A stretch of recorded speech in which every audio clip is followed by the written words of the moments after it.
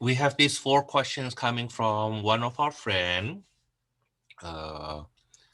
and there's a question, Thomas, should we try even number? Well, if you have time, I really think you should. And after this, if you have question about proofing, let me know. Send me an email that, Thomas, I will come to your office hour. Actually, just come to my office hour right away. And then we do the proofing during my office hour. Okay. Proofing is not something that we can just, you need to do it on your own, and see where's the difficulty of a certain proof. Okay, so I would like you to attempt those first before you ask me question. Okay, sometimes it's just about the how to say that, the uh, first the details, but also more or less you will start seeing the tricks, like the how to maneuver from one expression to another expression. Now, number 19, for example, do we need to make it sine cosine? You always can. You always can change to sine and cosine if you want to, but writing it into sine cosine may be too complicated. Okay, how I will approach this cotangent tangent thingy? We know that cotangent is the reciprocal of tangent, right?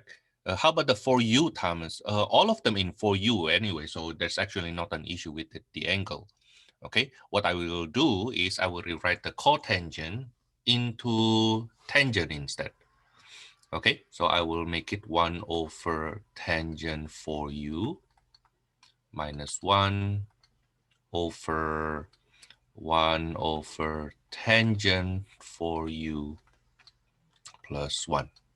So far so good.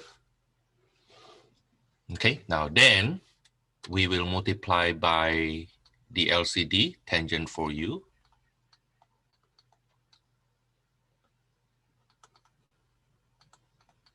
Do you see that?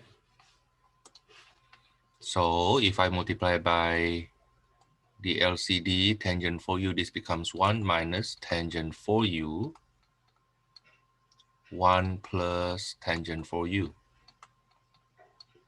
which is the right-hand side.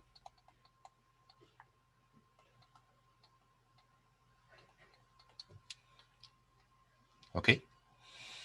I think you definitely can always do it with other way, and don't worry about spending times in exploring other method. Okay, don't worry about that. When it comes to proofing, however much we don't like it, I didn't like it too when I first learned it, but I believe in what my teacher said, even though I didn't like that fact. I come from Indonesia, where in most country other than America, as I know, teachers is respected as our own parents. So and I know the one who are listening to me are Koreans, right?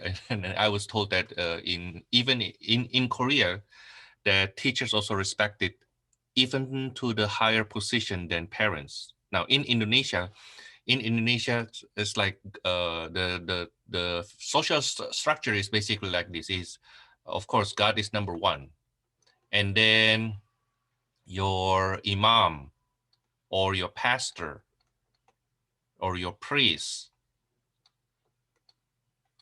uh, and then after that teachers, and then parents, including grandparents, auntie, uncles. Okay, that's the structure. I somehow think in America, at least teachers' parents' position is being reversed. Like parents tell teacher what to teach. you know. Okay. The way I see is it's supposed to be parents and teachers supposed to be at the same level. Now, so like I respect my son's teacher. Whatever the teacher say, I will try to apply that at home. Okay, but at the same time, I want my son's teacher to actually teach what he or she is supposed to teach my son. Okay, like I expect them to teach my son, for example, the discipline, the social structure, how to show respect. Okay, like what I expect him to also to do at home. Okay, so my teacher said this, and at first I didn't like it, but because she was my teacher, then I just listened to her. She said that the best way to learn trigonometry is actually by proving. Okay, and don't get upset or disappointed if you don't get the result you want. In other words, you start from here and you end up somewhere else, not here, for example. Don't worry about it. Don't worry. She said, don't worry about it, because even when your journey is going to other place, you still learn something new. Okay. Now, if eventually you circle back to here, then look at your proof again. How can you make the work shorter? Okay. So I think I didn't say this first time on Monday. Is it on Tuesday? Okay. Not because it's not true at that time, but I need you to have a hands-on experience first when you do proofing. Okay, there's nothing called failure when it comes to proofing. Okay, simply because you don't, because here's the thing. Here's the thing. If you think about it, it's really like, can you simplify this to be this one? Okay. Now the thing is, when you say simplified, this may simplify to other expressions. That's not the only possible simplification. You see what I mean? And in fact, in this case, both of these are not simplification of each. One of them is not even simpler. Okay, it's just like, can you express this another way? That's all. Okay. Now you may end up expressing it another way, which is not that. It doesn't mean what you get there is wrong. It's just happen to be not the what you are aiming for. Okay. And the fact that I'm currently doing very well when it comes to trick proving, of course, not only because I'm your teacher, okay, but mainly because I practice a lot, you know. Uh, so again, don't get disappointed if you think, oh, you know what, I don't get what I want. Well, it's just about time, as long as you keep on practicing. Okay. Now, let's see number 39. We have secant, cosecant, cosine, sine, and on the right-hand side, we have basically sine, tangent, cosine. Oh, basically, that's basically everything. Oh, wow. Well, okay. So I will start from the left-hand side. Okay. Can we start from the right-hand side, Thomas? I never know. That question is something you should try. Okay, instead of just like a can. It's like this. It's like this. Instead of asking, I'm not saying that question is wrong. Can I try to do it? Can we do it from the right-hand side? That question should be answered by actually doing it. Okay. Okay. I mean, you explore it. If you ask me, can we? Well, I never know. Some question yes, some question no. Like in this question, I believe number 39, actually you can go both ways. Okay, you can go both ways. Now, let's see. Because there are more than two trig functions here, I will make it into sine and cosine only.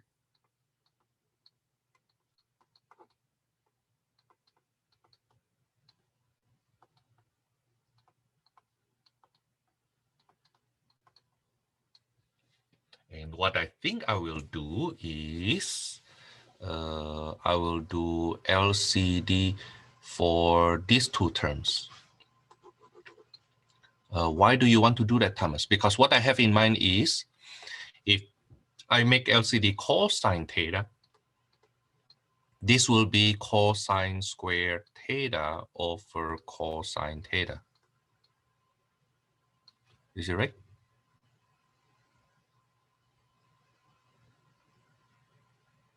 You see what I mean? Yes. Now then, the second part, here I have 1 over sine theta minus sine squared theta over sine theta. Oh, why do you want to do that, Thomas? Because when I make it over cosine theta here, I will have 1 minus cosine squared theta on the top, which later on becomes sine squared theta on the top. Okay, while the last two terms, the LCD sine theta, right? On the top, I have 1 minus sine squared theta. Now, then when I subtract the two terms on the top, the numerator of the second term, I will get cosine squared theta over sine theta. Okay, now then I will split this. This becomes sine theta times sine theta cosine theta over cosine theta. And for the second term, I will rewrite it as cosine theta times cosine theta over sine theta.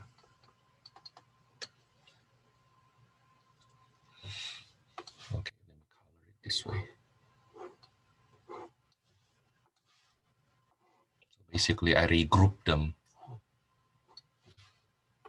Now, but then this is sine theta times tangent theta plus cosine theta times cotangent theta, which is what we have on the right-hand side.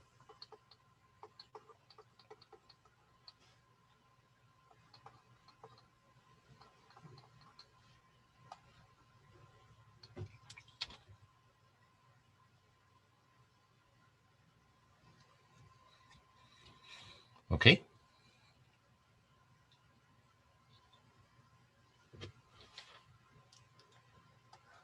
Number 47.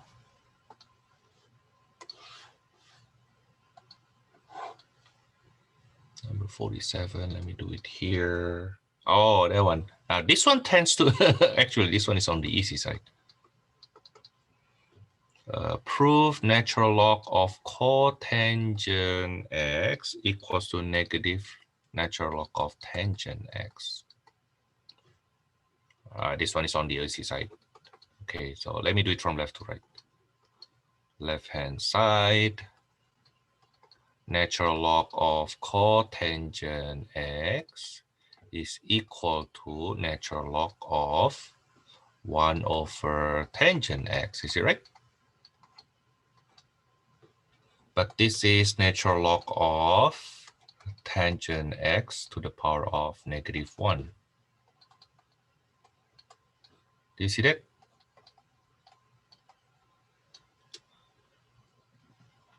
That's because we have this one property. Natural log of 1 over x is equal to negative natural log of x. That's actually one of the rules that we use. Okay, this is the right-hand side. Yeah, this one happens to be on the easy side.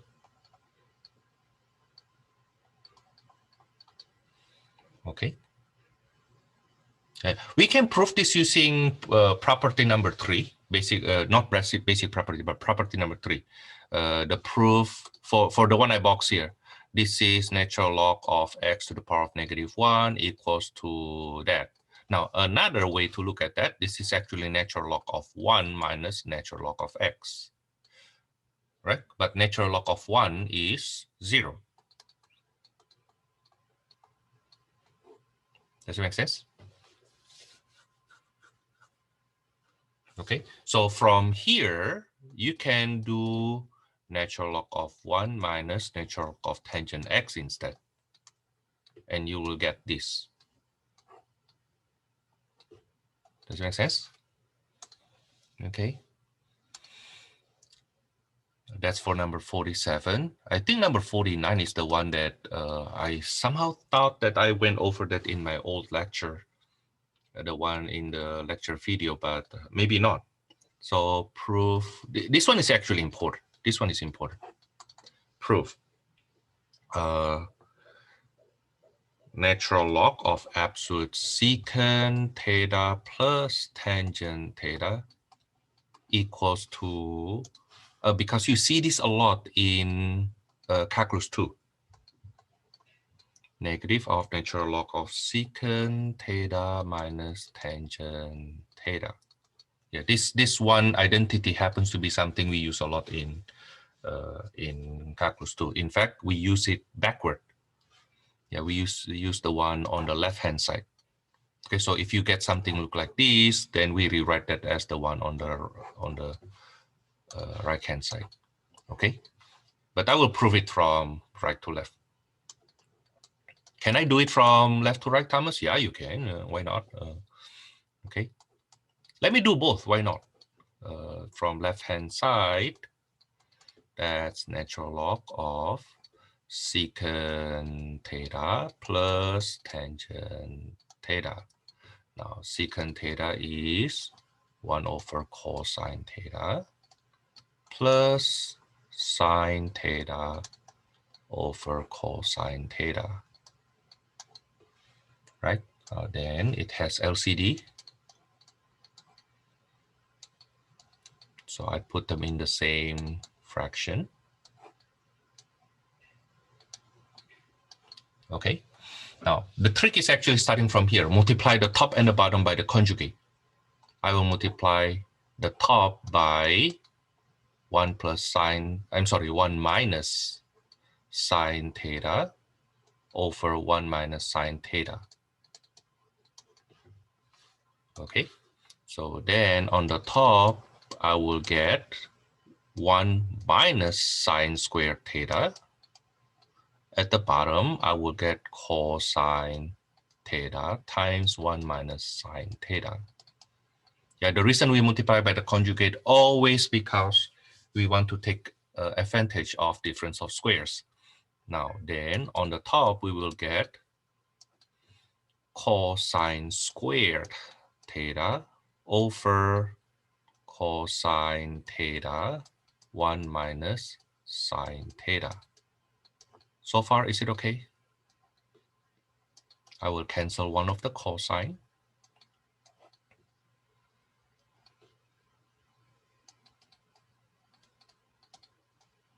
I'm sorry, this should be cosine theta over that.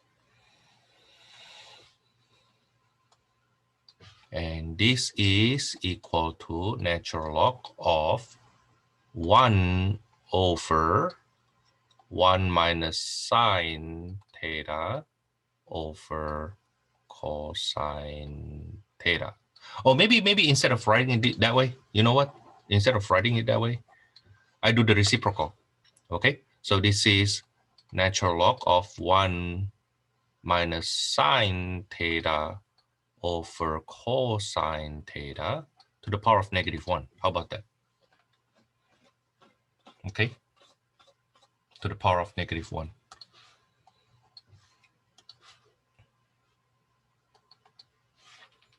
Therefore, I can bring the -1 to the front, and inside I will separate.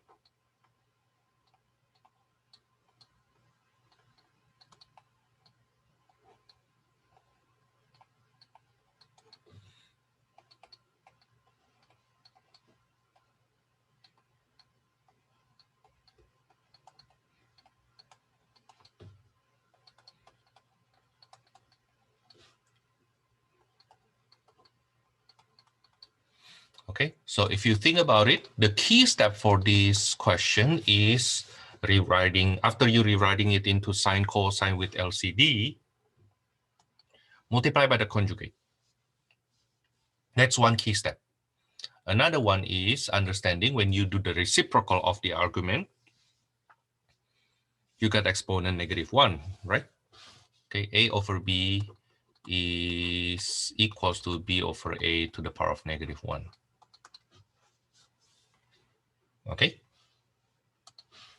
Now that's for this one proof from left to right. Now, if you think about it from right to left, is basically going backward.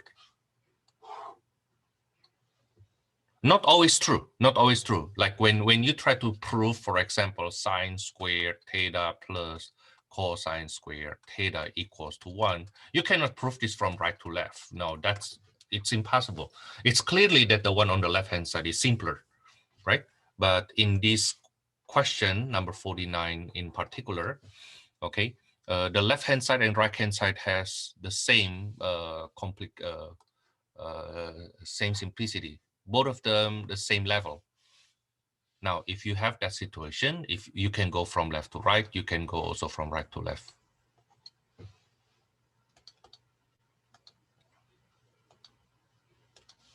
Okay. So if you start from right-hand side, I believe you basically go backward.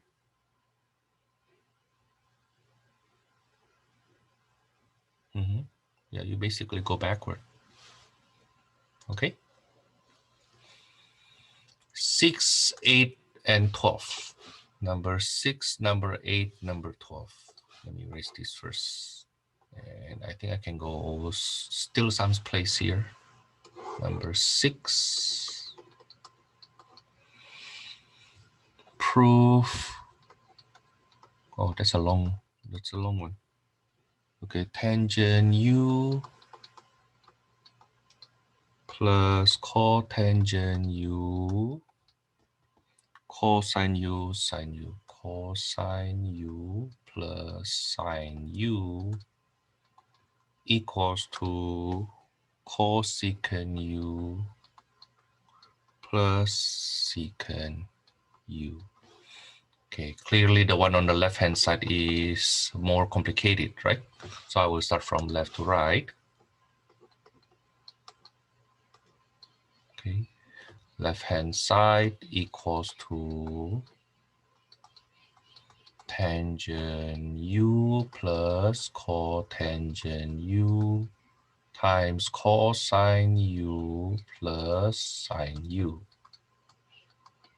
Then if you can do FOIL right away, go for it. But if not, then I will rewrite it into sine cosine, which is clearer, right?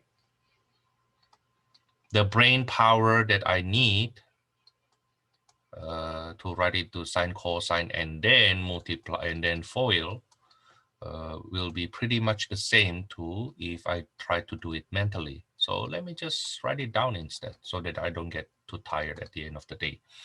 Okay, so the first term will be sine U. The second term will be sine squared U over cosine U. The third term will be cosine squared U over sine U. And the last term is cosine U. Is it right?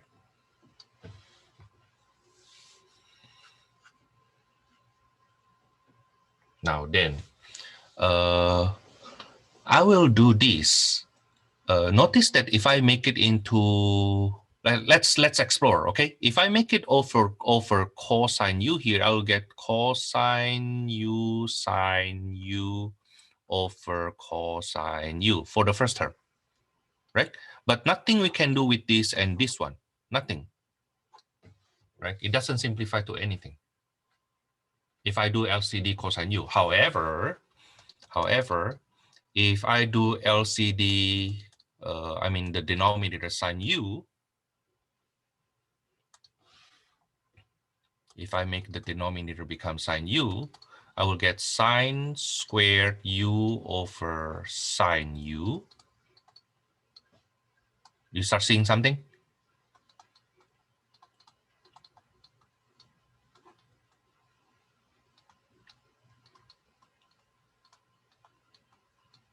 You can put them into one fraction later on together with this.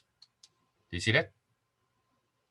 And on the top becomes 1, right? You see the trick? Okay, now then this guy, I will do the same thing. Cosine squared U over cosine U. And later on, I will put them together, okay? And that will be sine squared u plus cosine squared u over sine u plus sine squared u plus cosine squared u equals over cosine u. This is 1 over sine u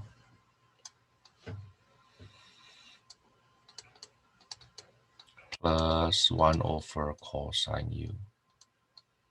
Okay, let me see the right hand side. Cosecant first. Okay, yeah. So this will be cosecant u plus secant u, which is our right hand side.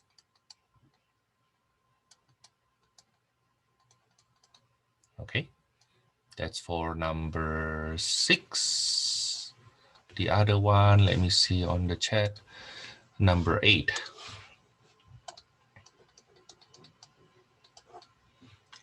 Proof. Oh, one more thing to say though. When it comes to proofing, yes, there are some questions actually clearly easier than the rest, than others, but at times it also depends on how mature you are. Okay, so if you ask me question, like let's say this number 6 here, which is easier, number 6 or number 49? I still say number 6 is easier. Okay, however, if you compare number 46 and number 47, it's clearly number 47 is easier. Okay, number 47 is clearly easier. What happened? Why is shifts there?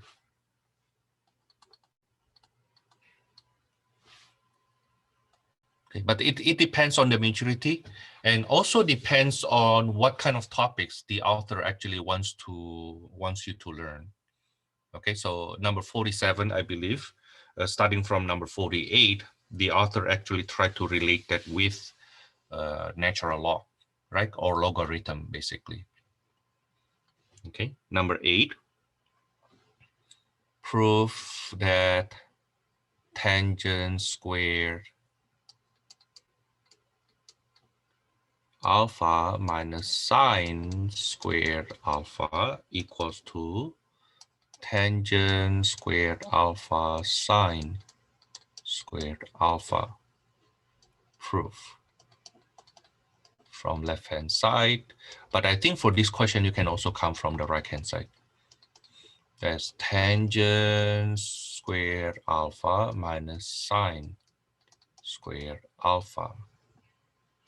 I will write it into sine cosine. So this is sine squared alpha over cosine squared alpha minus sine squared alpha.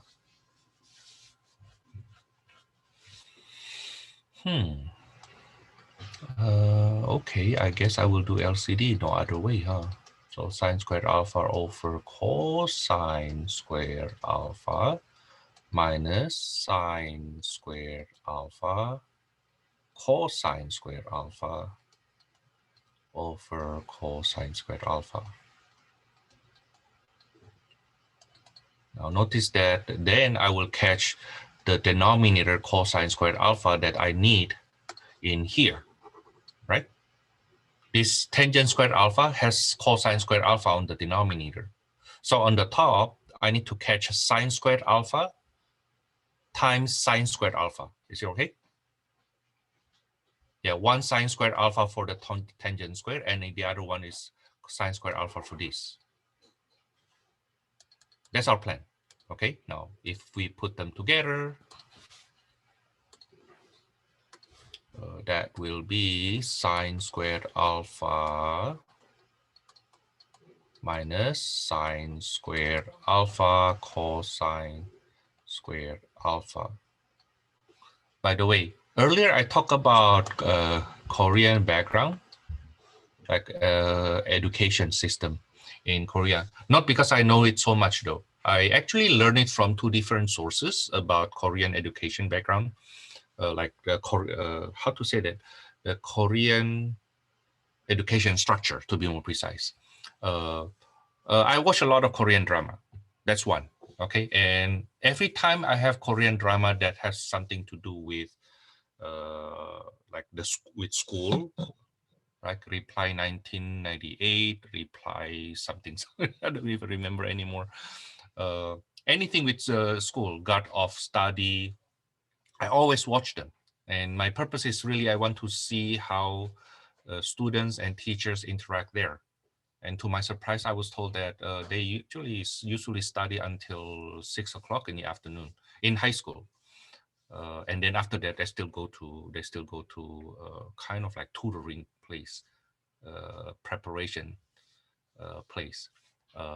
Another resource was when I did my master's degree. I worked for a Korean company in downtown LA for SAT prep. Yeah, SAT prep in downtown LA. Actually, from there, then I worked for another one, SAT prep, which later on I found out turned out to be also with Korean heritage, elite. The name is Elite, ELITE. So from there, I learned a lot about how students in Korea actually study. And I honestly I admire students from Korea, how they value education. Now that brings out to more philosophy that even a lot of Koreans don't realize. Let me finish this first.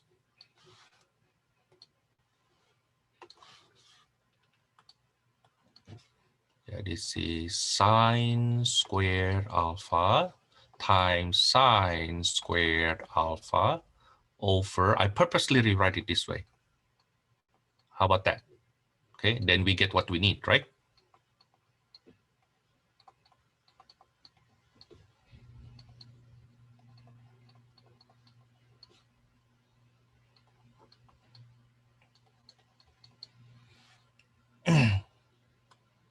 Okay, that's what we have.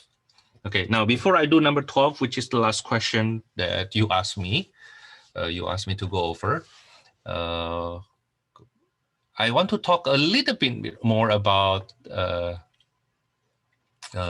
Korean Education Foundation. And two of the students that are listening right now are Korean. So correct me if I'm wrong. Okay, or maybe you don't even know that this is the fact behind it. Okay, Korean education structure, or to be more precise, maybe Korean Education Foundation, actually very strongly founded from Confucianism.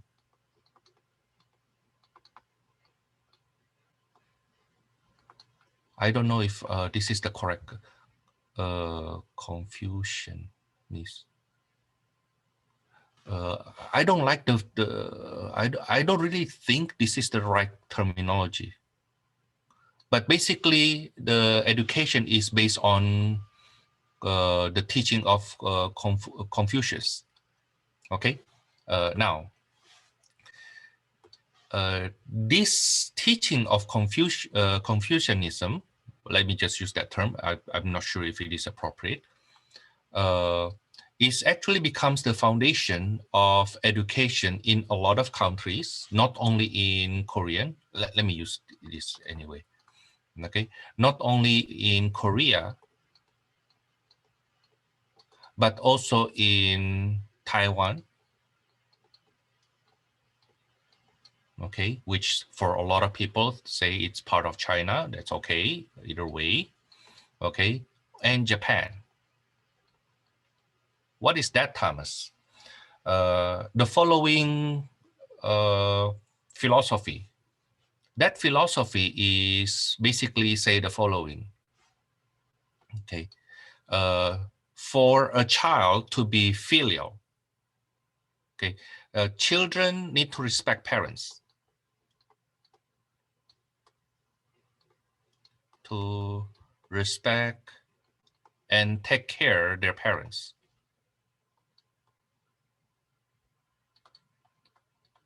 So basically, that's That's, you can say that's actually the correct culture. I actually subscribe to this philosophy also. I, as a son, need to respect my parents. I need to take care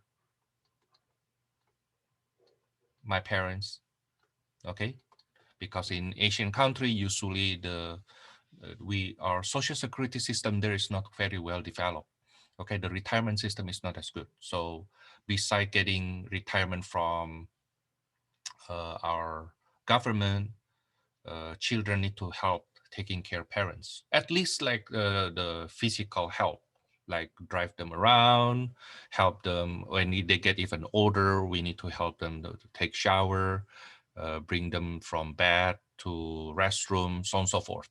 Okay, and that's what happened to my dad right now. I'm not with my dad. Okay, my brother's the one taking care of my dad. But then because my brother and his wife the one taking care of my parents, then I am the one actually supporting them financially. At least that's what I can do, right?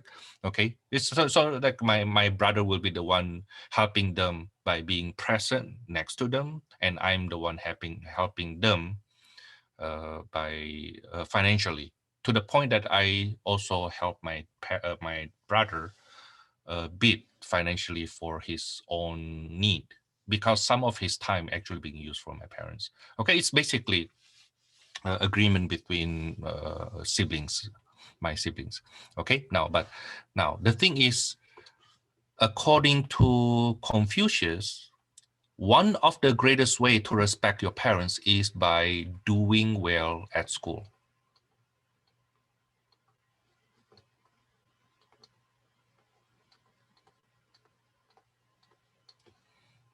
Okay, now I know this from my boss in that SAT, Korean SAT prep in downtown LA. He said that for Korean society, especially the one in America, okay, a parent job is basically done if the child can go to Ivy school.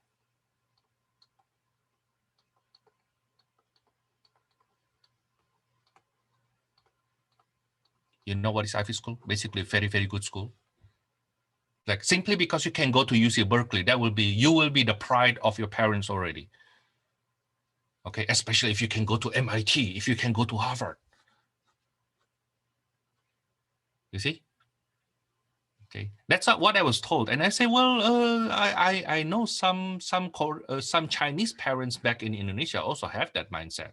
Okay, now I came from poor families, such that even though we look up to education, my parents never really expect me to even come to the United States and do my master's and PhD here.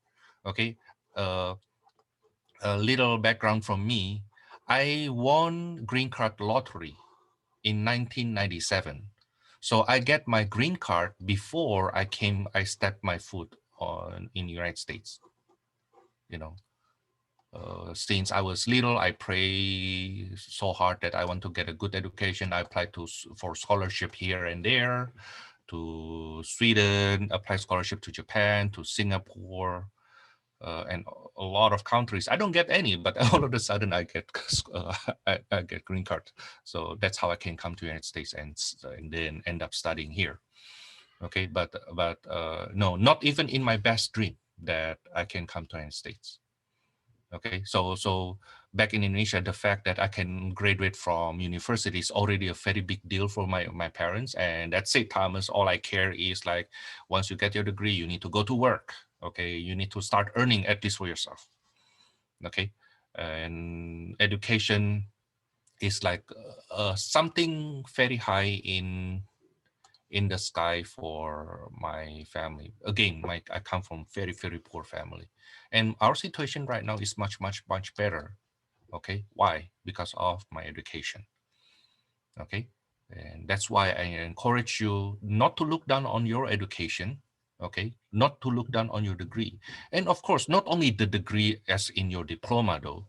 Okay. In the end, you will realize that it's more than just your degree. It's more than just your diploma. It's about what you can do.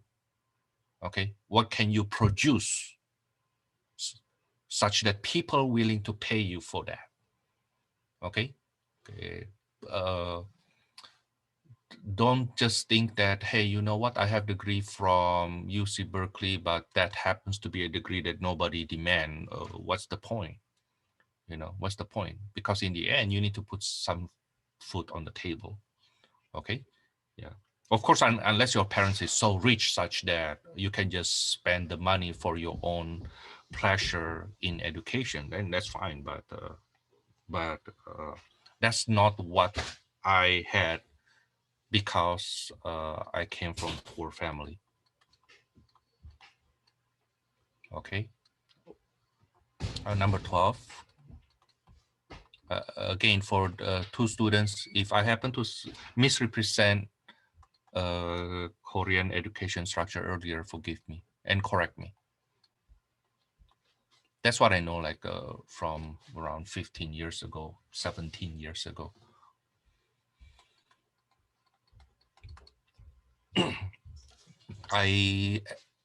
For that SAT prep, what I know is this: those students went to school until like around 2:30, 3 o'clock, and then they came to our SAT prep until like around 8 o'clock at night.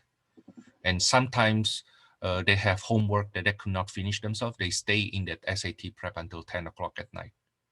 Okay, there have been one case where the principal of that SAT prep asked me to stay until 1 o'clock in the morning for a student who needs help, and that students actually want to study.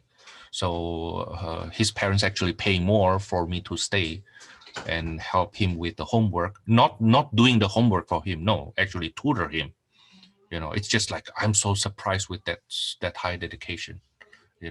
I don't really think there are a lot of Indonesian with that kind of mindset, which I really appreciate.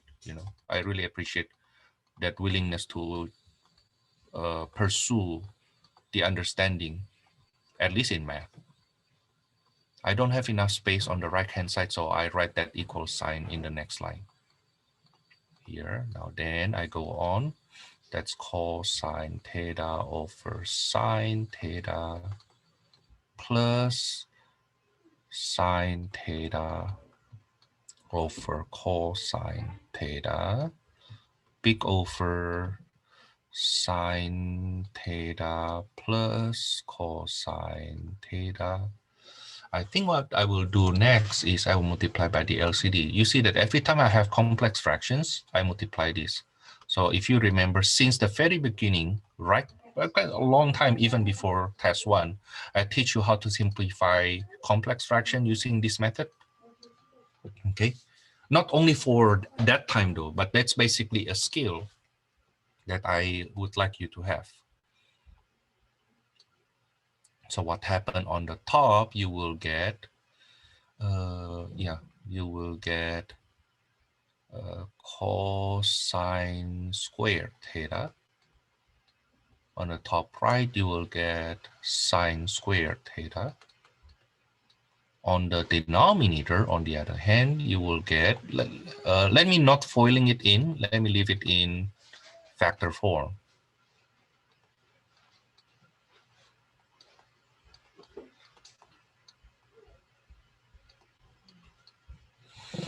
Can you guess what I will do next?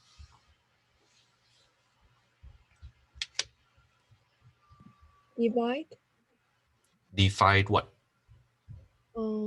cosine theta plus sine theta. What is it, right? You mean not divide? I think the term is factor.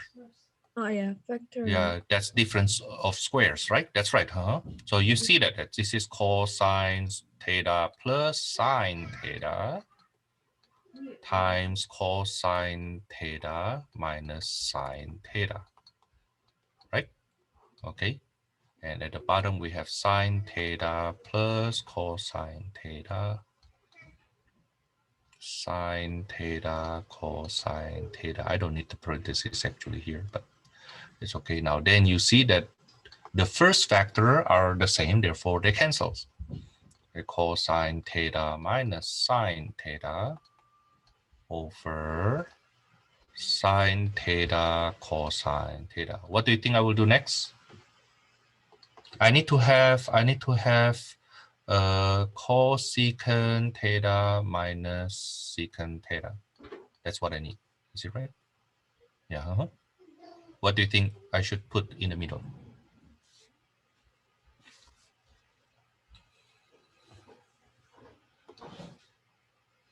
This will give you the cosecant. This will give you the secant, right? Yes. Okay, so I will separate them. Um, Okay, cosine theta over sine theta cosine theta minus sine theta over sine theta cosine theta. I want to get one extra space. Okay, so then this is equal to 1 over sine theta minus 1 over cosine theta. Therefore, we get what we need.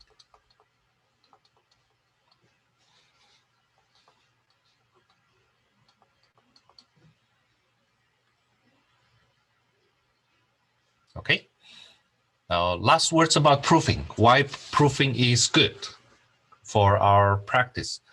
You basically need to memorize those properties, those identities that you know, all of them basically all at once. Okay. And because you have so many tools in your hands, so many identities in your hands, the question will not be, well, first you need to memorize those. Okay, if possible, also know why those are true. Okay, second, you need to know how to use it and when to use. Okay, now the first one is memorizing. That's basically something we do a lot earlier. Okay, second, how to use it is something from you learn from practice. And the third one, when to use, is about wisdom. Okay, how to use those identities that you need to memorize actually usually being instilled in you when you do early proofing. Okay, and then the more you learn, the more you encounter problems that requires you to know when to use which one. It's like there's so many things you can do, but simply because you can do so many things, does it mean you can just do things randomly? No, you have a target. You have a target. There are so many things you can do with from here, but what you need to achieve is that.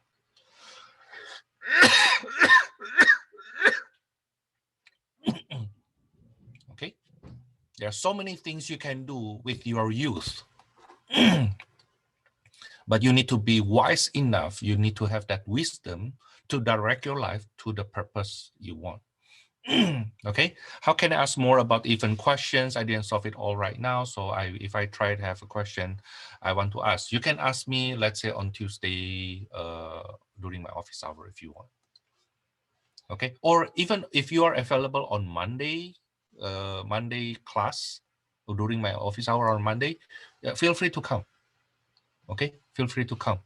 One of you actually, I noticed one of you two, the one attending right now, actually show up on Monday, Wednesday, and Tuesday, Thursday. Okay, I really think he benefits so much from. How can I know your office hour? Oh, you go to the. Let me show you. Let me show you. If you go to Confer now, let's see. I wonder if I can have student view here. Yeah. If you go to the Confer now, you see that I have meetings on every day, right? So today we have my office hours start from 7:15. Okay, and tomorrow, no, Monday my office hours start from 8:45. Okay, my class starts at 9:30 on Monday, Wednesday. Let's look at the syllabus.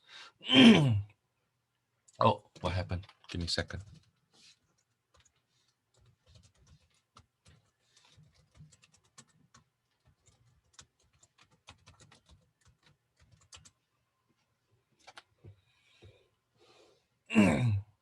So yeah, my Tuesday, Thursday from 8 o'clock to 10:25. Okay, Monday, Wednesday from 9:30 to 11:55. Okay, now my office hour for Monday, Wednesday is 8:45 to 9:25. You can call that 8:45 to 9:30. Yeah.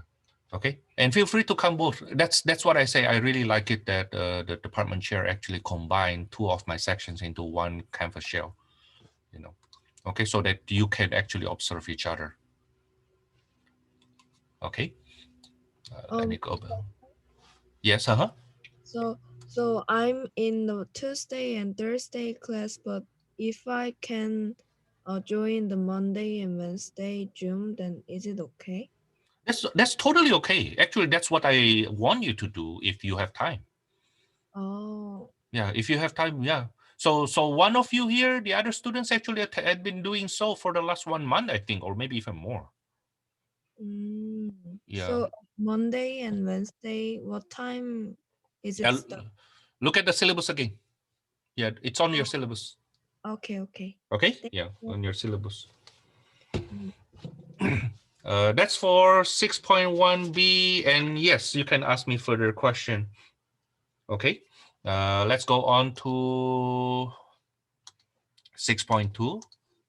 It's on solving equation.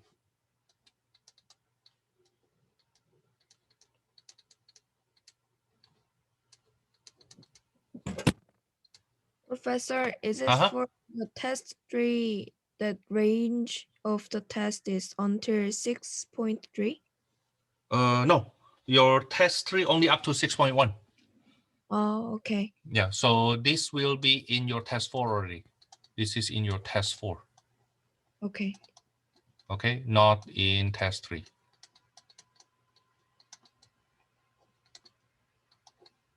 Okay, maybe I write it explicitly. Test 3 starts from 5.4, as I remember. No, the 4 point, the logarithm, start from logarithm. Start from 4.4. Test 3 start from 4.4 to 6.1. Okay, from 4.4 to 6.1. So 6.2 will be in your test 4, not in test 3. Solving equations, I will do it in 2 stages. The first one, solving equation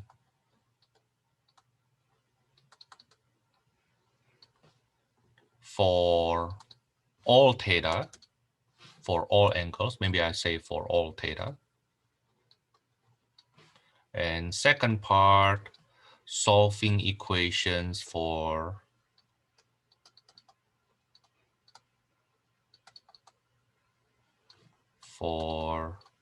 theta in certain interval.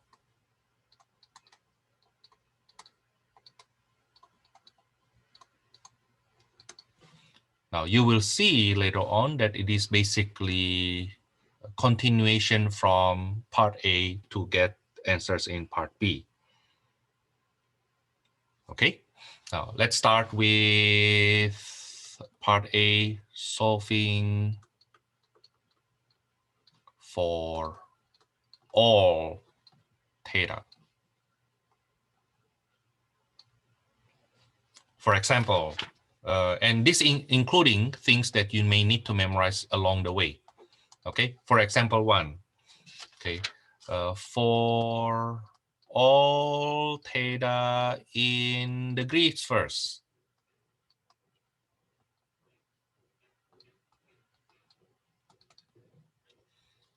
solve cosine theta equals to 1/2.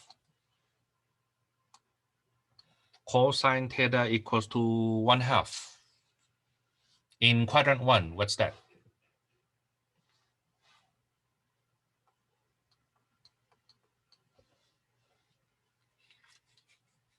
So think about what is the angle such that the cosine is 1/2.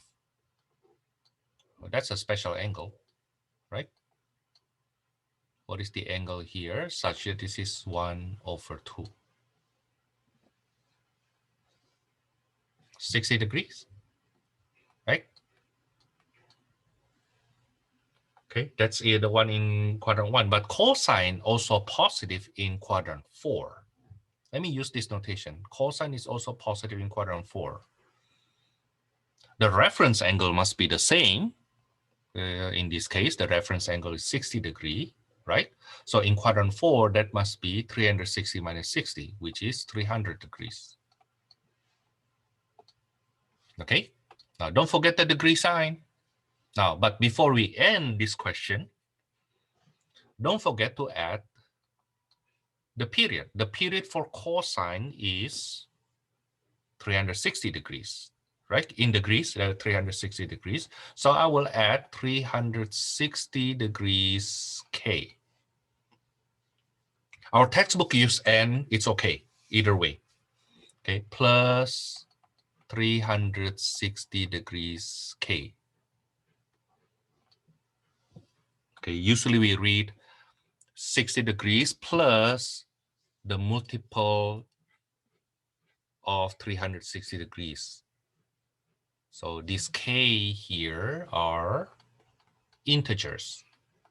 Now this is the notation for integers. Real numbers, the set of all real numbers is R. Not just R, not just R. No, no, no, no. I know what you mean, but you still need to write it right. Okay, that's a real number. Complex number. Okay, rational number, Q for quotient. That's rational. This is complex. Set of complex number. This is the set of real number. This is the set of rational number. And this is the set of integers.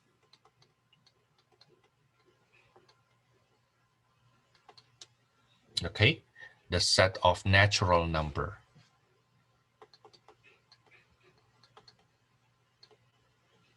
Now, the reason I avoid using n is because I don't want you to think that the n there are natural numbers. Okay, happens to be the same letter. Okay, instead of using n, I use k, but it's actually okay to use n as long as you explain that the n is an integer. If you use n, then you will say n is an integer instead of natural number. Integers include -1, -2, -3, 0, 1, 2, 3, and on. While natural number only start from 1, 2, 3, and on. It's not even including 0. Okay? If you want to include 0, you call that whole number. I have hard time to memorize that when I first come to the United States, though. In Indonesian, and the language we use there, we use different terminologies.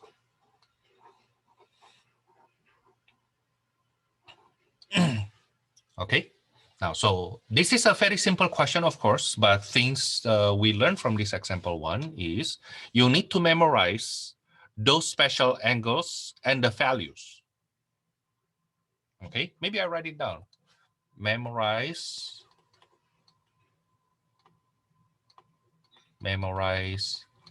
the values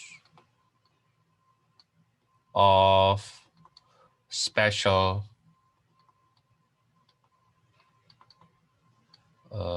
the trig values of special angles and the converse and vice versa. What do you mean by vice versa? You need to memorize the special angles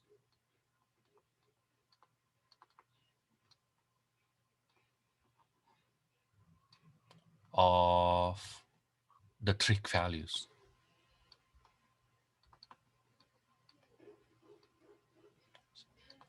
Okay, so instead of what is sine 30 degree,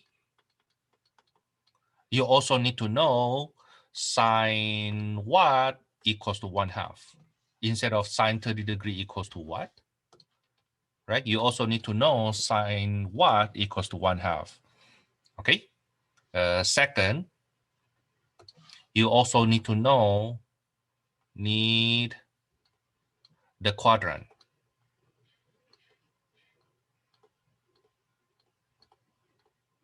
Like cosine is positive in quadrant 1 and quadrant 4, right? So get the angle first in quadrant 1. Okay, and then, oh, cosine is positive in quadrant 1 and 4. So what is the angle in quadrant 4? Using the same reference angle. Okay, so 60 degrees and 300 degrees in our example 1 has the same reference angle. Okay, both of them coming from cosine theta. Okay, need the quadrant and the positive negative.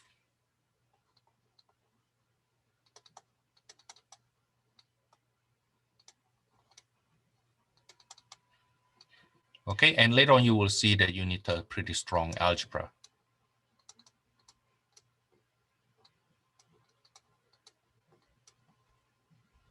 Okay, especially in factoring.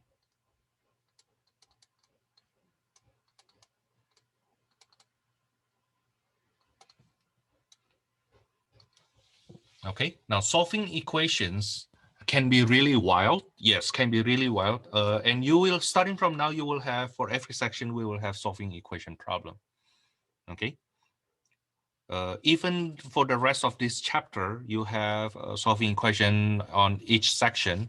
But strangely, this textbook does not cover, at least explicitly, one important technique in solving trig equations, which I will try to cover later on. Okay, you will see one problem, you will see one type of problem, this type.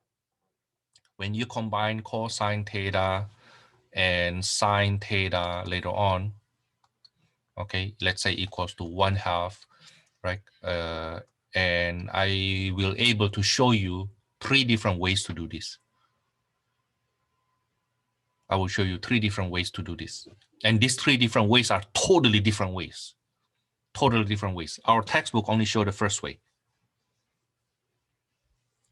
Okay, I will show you the second and the third way. Okay, the second way is sometimes taught in other pre-calculus textbook. The third way only shown in 1 out of 30 pre-calculus textbook, and it has to be an old textbook. Okay, but that technique actually becomes the favorite technique for those who are quite mature in trigonometry. Now, let's go on. Example 2. Let me start picking questions from the book.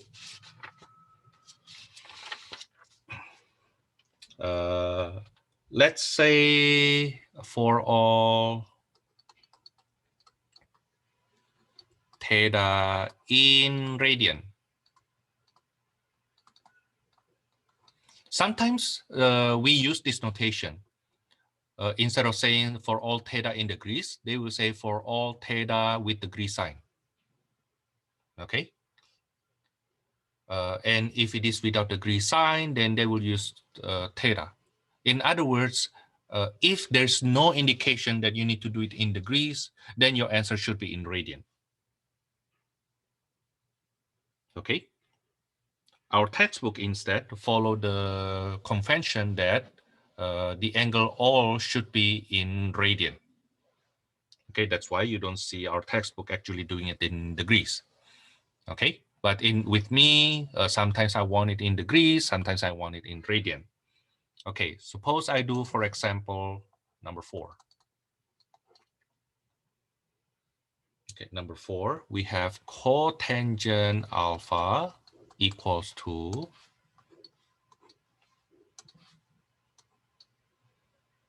-1/radical 3. Solve that. I don't memorize cotangent. I memorize sine, cosine, tangent. So if I see cotangent, the first thing I do is make it into tangent. Okay, now then from here, I think about this. Okay, what is the reference angle? Tangent alpha hat equals to radical 3. What is the reference angle? 60 degree, but I need that in radian. Okay, pi over 3. Okay, and then tangent alpha is negative, means alpha in quadrant 2 or quadrant 4. Is it right? Now think about then, what is the angle in quadrant 2 that have reference angle pi over 3?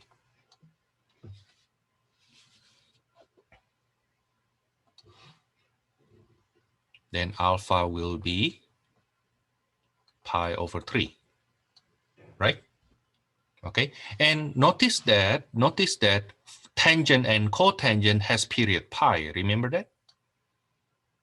Okay, that gives you the angle in quadrant 4 right away. You see? Okay, I add pi, or basically multiple of pi plus k pi will give me the answer I want. And that's it. You are done with the question.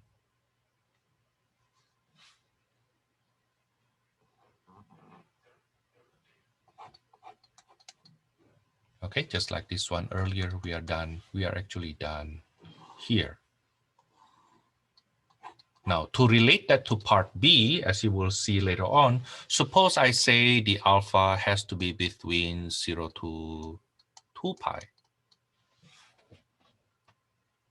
Okay, if you need that to be alpha to be between 0 to 2 pi, then you start coming back here and play with the k. So for k equals to 0, alpha is pi over 3. When k equals to 1, then alpha equals to pi over 3 plus pi, which is 4 pi over 3. When k equals to 2, you get alpha equals to 7 pi over 3, but this is already more than 2 pi. So you don't take that. You see what I mean? You keep on playing with the k as long as the alpha is still within the interval that you need. Once it goes outside, then you reject that solution. Okay, so part B basically applying what kind of k you can put in and get the angles in the interval they demand.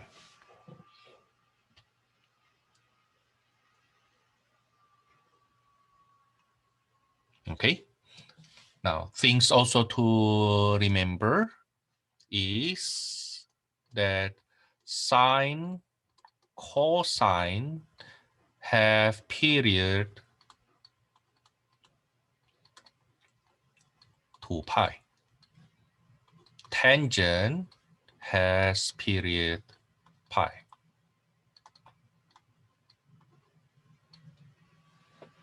Okay. So whatever your angle, whatever your answer, don't forget to add the period. Okay. Or 360 degrees when it is in degrees. Number 12. Why do I do even number? I tend to do it already in my lecture. I do odd number. Number 11. Number 11. 2 cosine 2 theta minus radical 3 equals to 0. Solution. 2 cosine 2 theta minus radical 3 equals to 0. I will isolate the cosine.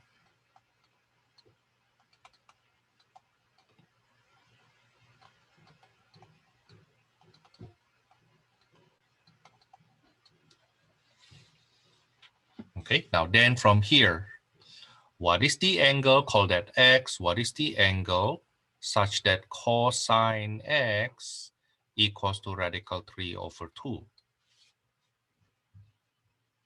What is the angle? 30 degrees? That's pi over 6, right? Okay. So 2 theta will be pi over 6 plus 2 pi k, right? Plus the period. But not only in quadrant 1, cosine is positive. Cosine is also positive in quadrant 4 with the same reference angle. Okay, now it just happened to be positive that it seems like I do positive here. If this were negative, if this were negative, I will still do the positive part here because my aim is to find the reference angle. Okay, now the reference angle is pi over 6, but because it's positive, cosine 2 theta is positive, radical 3 over 2, then that must be in quadrant 1 and also in quadrant 4. Now, what is the angle in quadrant 4 that has reference angle pi over 6? That's 11 pi over 6.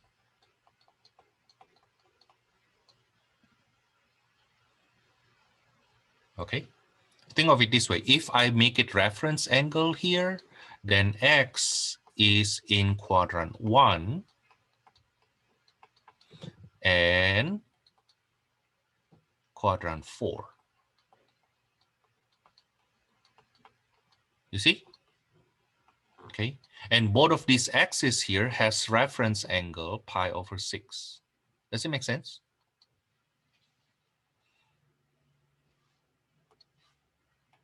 We have one theory before, one theorem before. If cosine theta equals to, let's say, 0.4, okay, then all theta, not only one theta, all theta, such that cosine theta equals to 0.4 must have the same reference angle.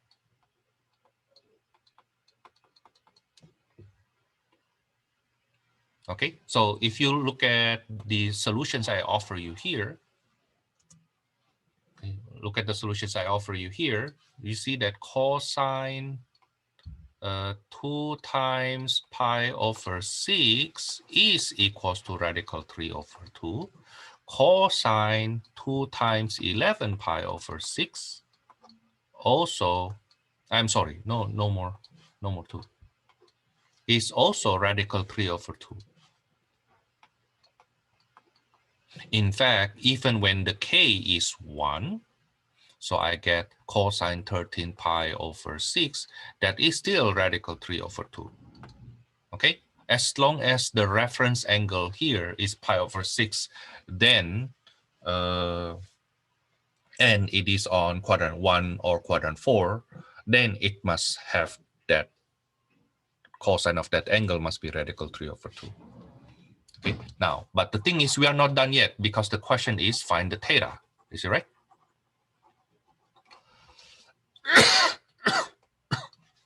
Now, then I will divide by 2. So theta equals to pi over 12 plus pi k. Theta equals to 11 pi over 12 plus pi k.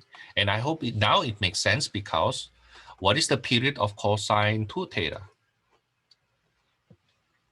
If you graph cosine 2 theta, the period will be pi, right?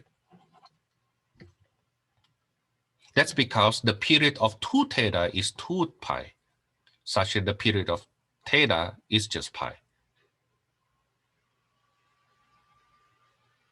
Okay?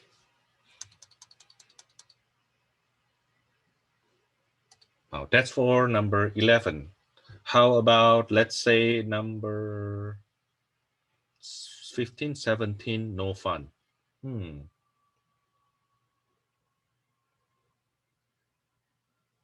I do number 17 then.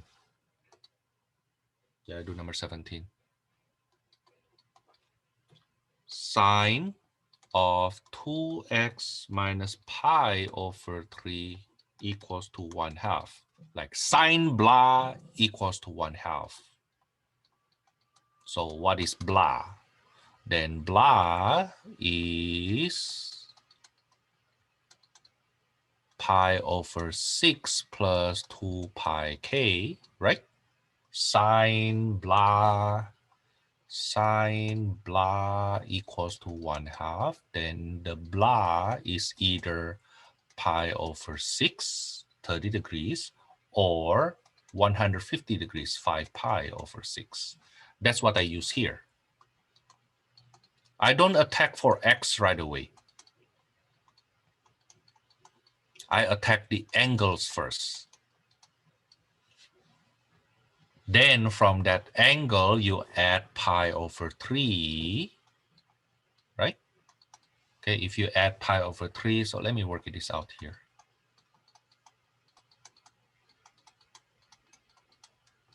This will be pi over 2 plus 2 pi k, right?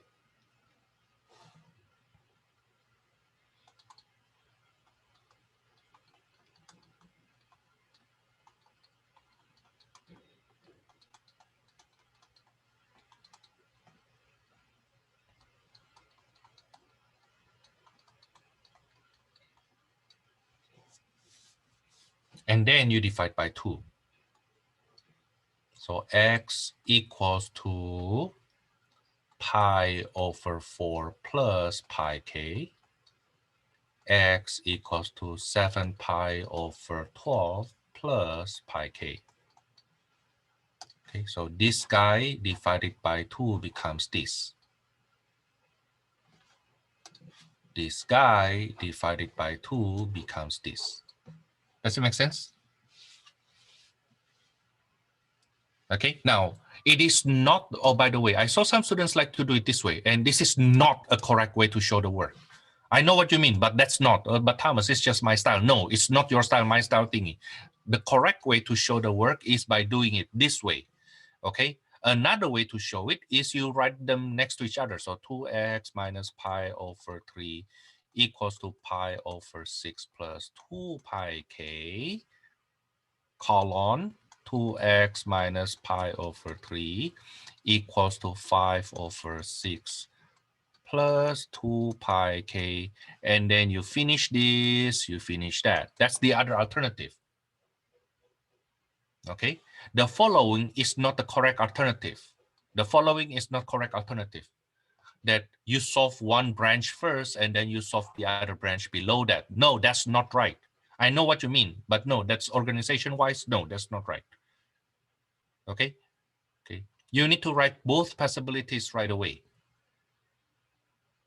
Okay, so either you present your answer this way, or you present your answer this way. Okay, you don't solve one branch first and then another branch. No, no, no, no. You need to solve both of them at once. Okay, now the one still acceptable is the following. Okay, the one still acceptable is the following. To show the work, right?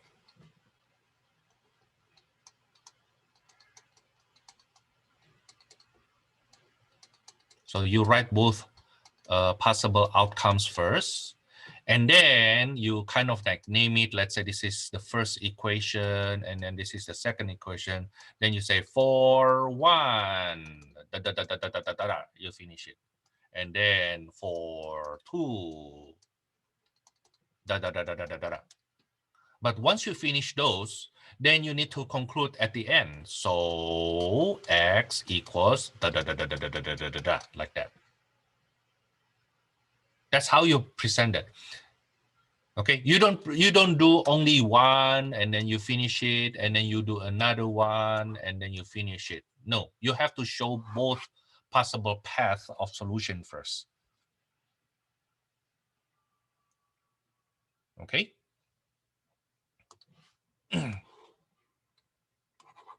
So that's how you present your work. So I think in the next question, I will show you how to present a work another way. But I hope you realize that I never do one and finish it and then do another one, then finish it. At least I will start with writing both possible paths first. Write both possible paths, write both possible paths in these two cases, and then solve them. Okay. Let's see question number 21. Oh, you know what? I would just go ahead with number 21 first. I want to show you how to show the work with different structure. The idea is still the same though. The idea is still the same. Okay. So 2 sine beta equals to 0. So sine beta equals to negative radical 3 over 2. Right? Okay, the reference angle is 60 degree, pi over 3. But the beta must be in quadrant 1 and, I'm sorry, quadrant 3 and quadrant 4. Right? Because sine is negative in quadrant 3 and quadrant 4. So you will say beta equals to 4 pi over 3 plus 2 pi k. Oh, there's only one line here. I don't need to go further. And this is 5 pi over 3 plus 2 pi k. And if you need to solve further, you go on from there. But here, that's it. That's the end of the question. That's the solution. We are done. So you can write it this way. Okay. Either you write them in one line, or you write them using this bracket. Okay, beta equals to what and beta equals to what. Now, you know what it means if I don't use bracket?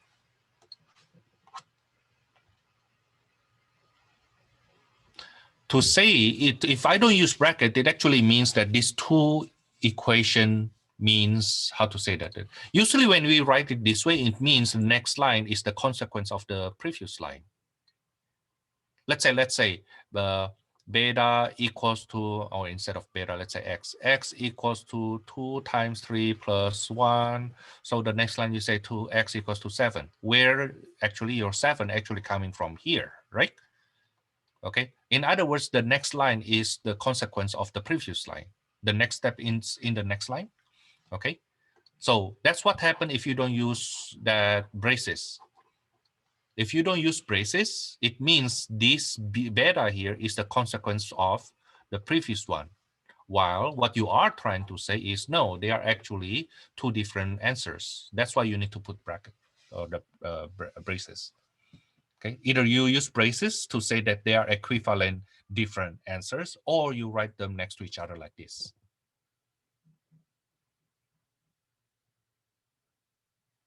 Okay, I hope that explains why I don't want you to do the following. Let's say the question we have earlier.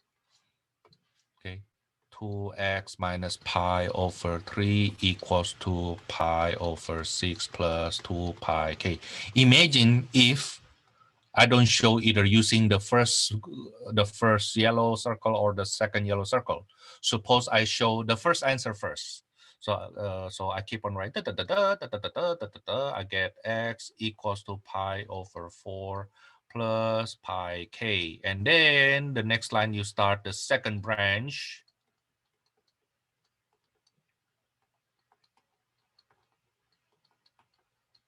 And then you solve it, right? But do you know what it means when you say it this way?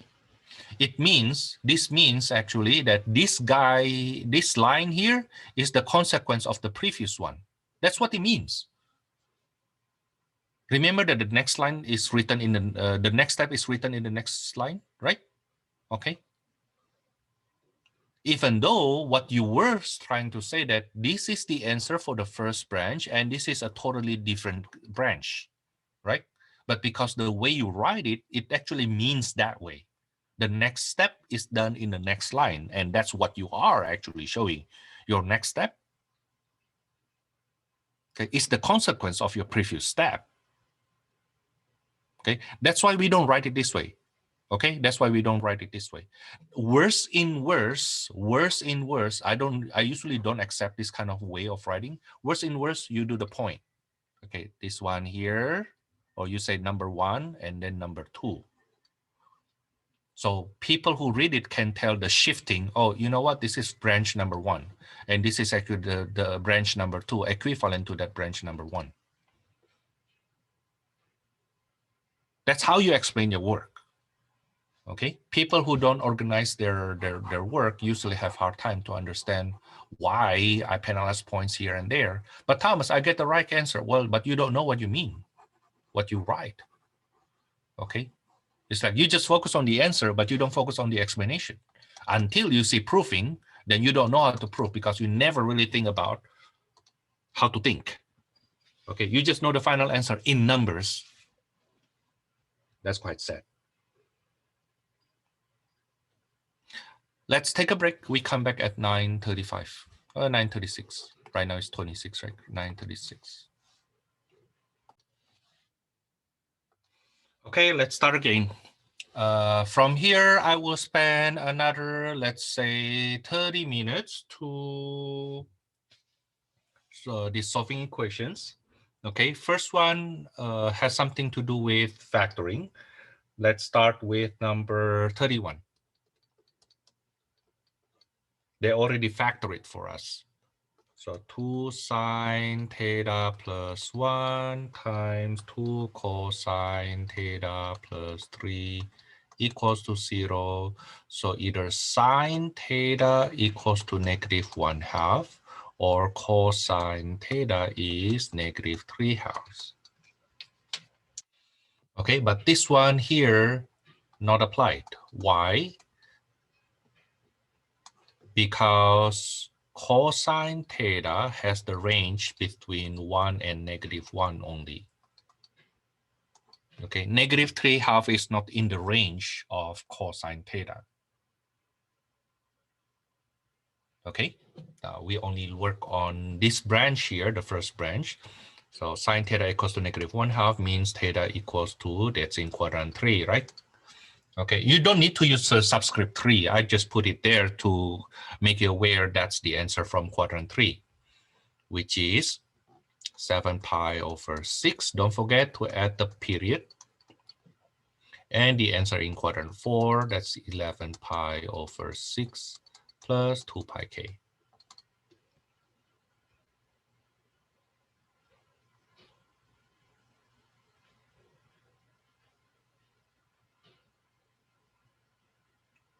Okay, number 33.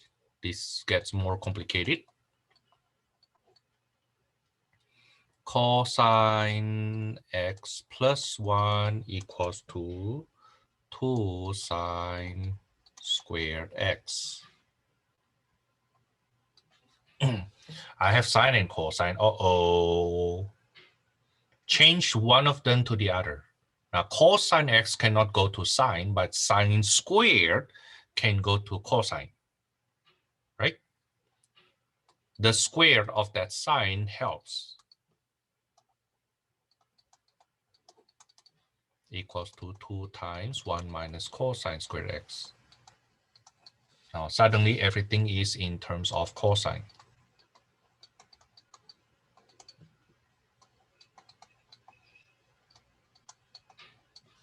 And I get 2 cosine squared x plus cosine x minus 1 equals to 0. Then factor it, right? 2 cosine x, cosine x. Remember quadratic-like equation? This is basically quadratic-like equation. Okay, this is plus 1. This is minus 1. So this is cosine x equals to 1/2 or cosine x equals to -1. Then you solve it branch by branch next to each other, not on the top of each other. No. Not like this, not like this. Cosine x equals to 1/2, and then you solve it, and then later on you say cosine x equals to 1, and then you solve it. No, don't do it this way. Okay, at least not in my class. If your other teacher okay with that, fine. I don't know how much textbook that teacher actually have read. Okay, but no textbook actually doing it that way.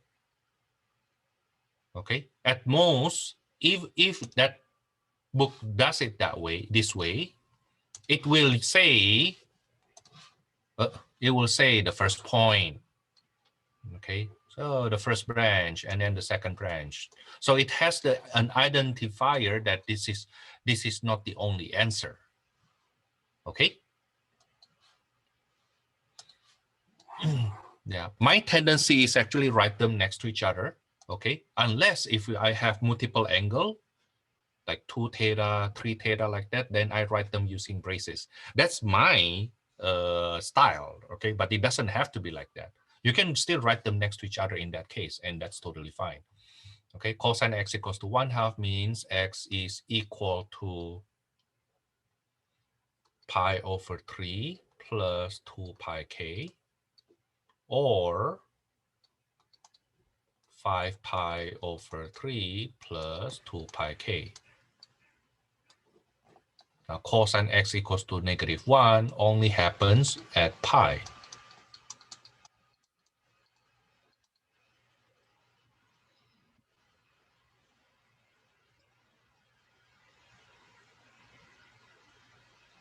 Okay. Now, so in this number 33, what happened if we have sine and cosine? Then cross your finger. Hopefully one of them has a square like what we have here. So the square is the one you change to the other. So if you have sine here instead, and this is cosine, then you change that cosine square into 1 minus sine square. Okay. Now, the next thing I will teach you is the condensation. What do you mean by condensation, Thomas? This one. For example, number 25.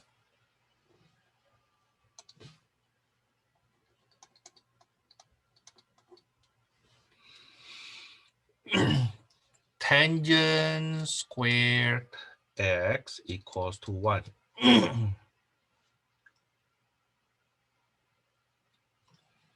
Tangent squared x equals to 1. Why it looks like that, I wonder.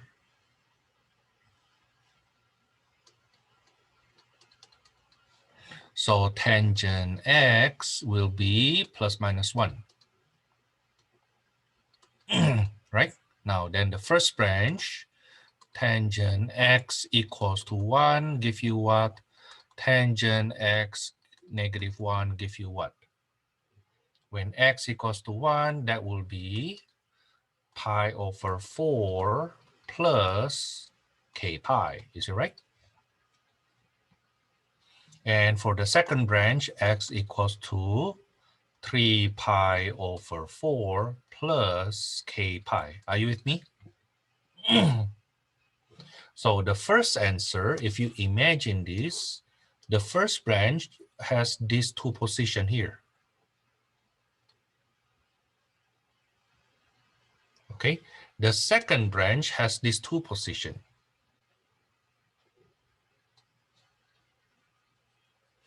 The first branch start from pi over 4, and then you add pi, and then you add pi, and then you add pi, and then you add pi. You see what I mean? So you keep on getting the blue ones, right? Okay. Or 3 pi over 4, 3 pi over 4, you add pi, you get this, you add pi, you get this, you get pi, you add this. So you keep on getting the red one. Now, but we can actually, in this situation, so you should be able to imagine what they look like. Okay, this is the blue one, this is the red one. Now we can condense this actually becomes, we can condense this together becomes x equals to pi over 4 plus k pi over 2. Where when the k equals to 0, you are the blue one, plus pi over 2, you get the red one, plus pi over 2, you get the blue one again, and then the red one, and then blue one, and then red one, and then blue one. So instead of writing two branches, you can actually condense them into this one single line. Oh, wow, Thomas, that's something new. Yeah, it's just happened to be that these two branches we can combine them together into one line. Now, it's not all the time we can do this, but if it is doable this way, then try to combine them. Now, in my test, if you write them with these two branches, I will be fine with that. Okay, usually I'll be fine. And for those who actually able to condense them, I give them 1 extra credit. Okay, so focus on this first. Focus on this first. Okay. However, when you look at the answer at the back of the book, our textbook will give you this. Okay, doesn't mean your answer is wrong. Okay, it's just mean that our textbook actually combined those two answers into one line. Okay, those two branches actually cosines to each other. Let's say if you want to call it that way.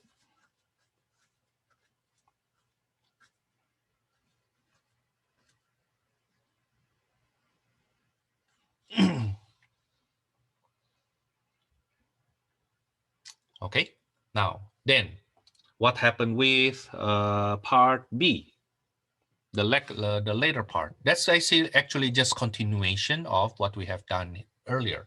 Suppose for number 25 here, suppose I say solve tangent squared x equals to 1 for x between 0 to 2 pi. Okay, then you continue.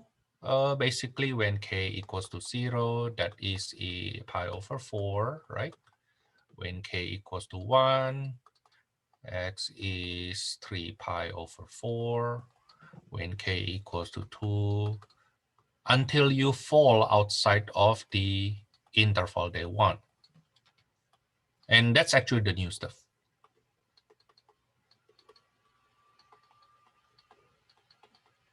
Why not k equals to 4, Thomas? Well, because when k equals to 4, you end up with 9 pi over 4, which is already more than 2 pi, right? You only want from 0 to 2 pi. That's why then, for the last one, either you cross it out or you don't write it at all. Okay?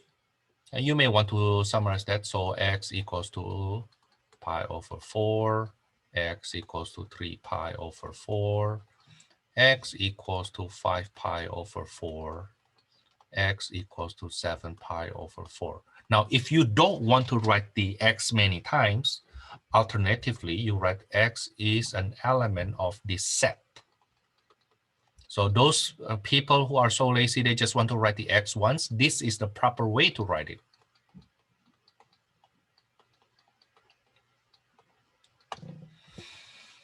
Okay, this is the proper way to write it. If you don't want to write x equals, x equals, x equals, x equals, then write it this way.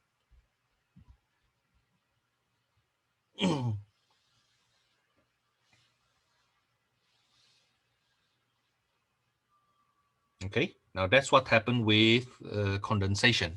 And in part B, if you want the solution in specific interval.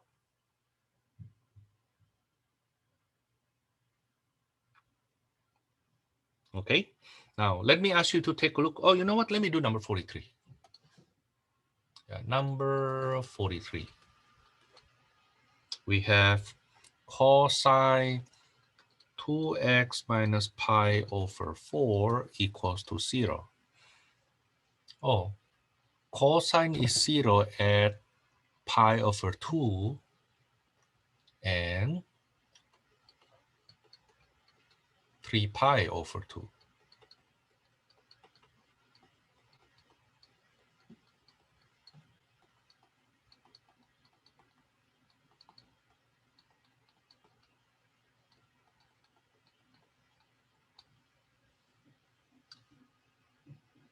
Okay, now then solve it. 2x equals to 3/4 over 3 pi over 4 plus 2 pi k. 2x equals to 7 pi over 4 plus 2 pi k.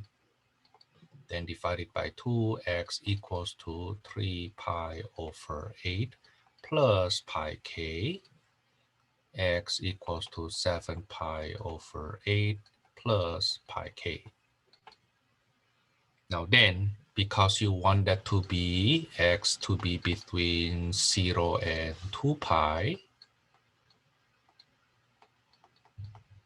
right? Then you play with the k now. When k equals to 0, x equals to 3 pi over 8, x equals to 7 pi over 8. When k equals to 1, that will be x equals to 11 pi over 8, right?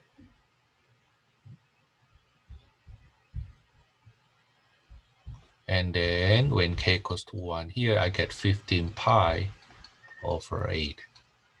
Now when k equals to 2, this is already more than 2 pi.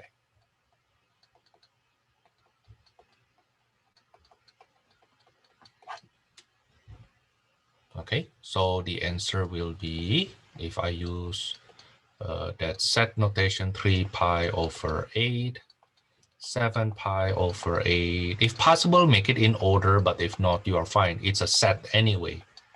When you answer in sets, there is no sense of ordering. That's for number 43. Do you have any question you would like me to go over?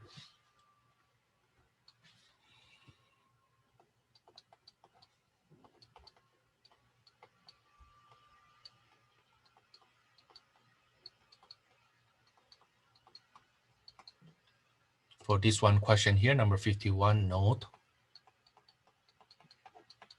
do not divide by sine x. And do you know why?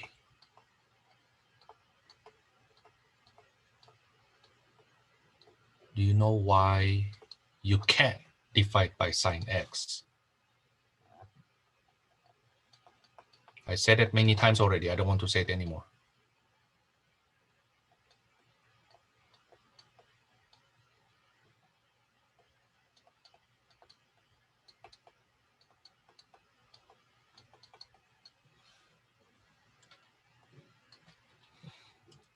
Then we factor the sine x.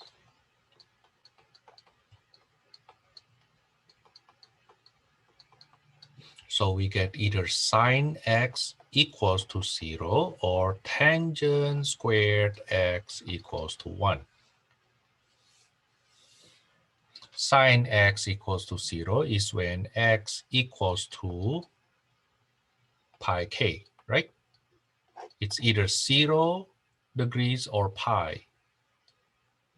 Remember, right? It's either that one or this one or this one. You keep on going back and forth. Now, tangent squared x equals to 1 means tangent x is plus minus 1. For tangent x equals to 1, we have x is pi over 4 plus pi k. Tangent x equals to negative 1, x equals to 3 pi over 4 plus pi k.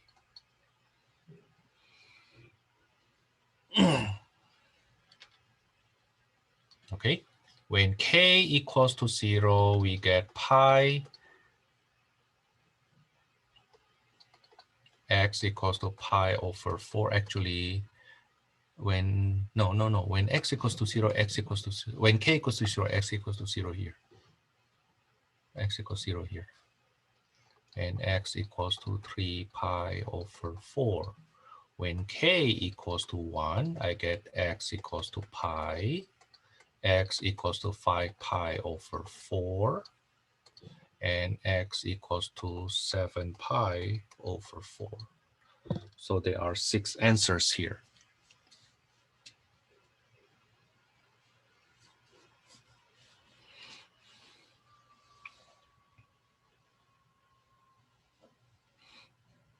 Okay, now I will start the harder problem. I will start working on the harder problem. the one that I say is that there are actually 3 different ways to do that. I will show you the first and the third method first. Okay, now the following is number 56 is similar to that. Number 56 is sine x minus cosine x equals to 0. Now this happens to be on the easy side. Like happens to be doable using not one of those 3 methods that I will teach you. Okay, because it's equals to 0 on the other side. So I can write sine x equals to cosine x, is it right? Okay, and then sine x over cosine x equals to 1. Now tangent x equals to 1. Which means x is pi over 4 plus pi k, or actually, yeah, just pi over 4 plus pi k. It's quadrant 1 and quadrant 3. Right? The period for tangent is pi. Okay, so x will be pi over 4 or 5 pi over 4. That's method number 1, which happens to be not one of the 3 methods I say I will teach you. Now, the second method is you square both sides. Let's apply that to number 59 instead. Number 59. Why we have to square both sides here? Because we don't have sine square, we don't have cosine square. Okay, so what we will do is we will isolate one of the term either in sine t or in cosine t. Like in this case, I will square both sides because cosine t already by itself on the other side. Okay, so in between, I square both sides.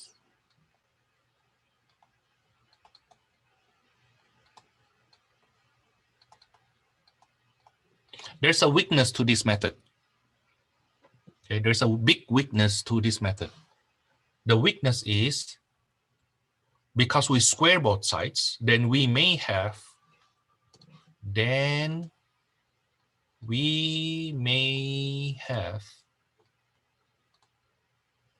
extraneous solution.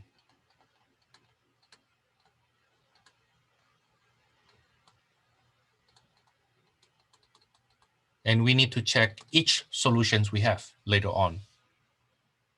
Okay, we learned this technique when we solve radical equations way in test 1. When you square both sides, you need to check your final answers, right?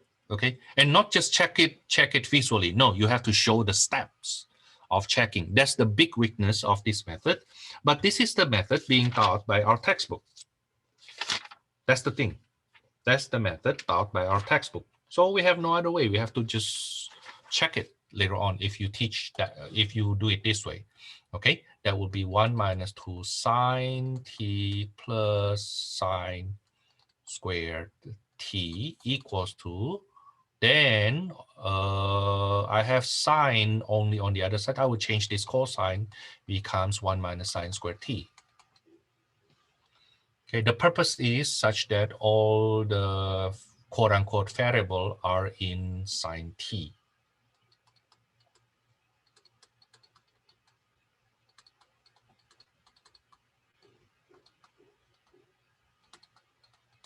So I will get 4 sine squared t minus 2 sine t minus 2 equals to 0. Okay, I divide by 2.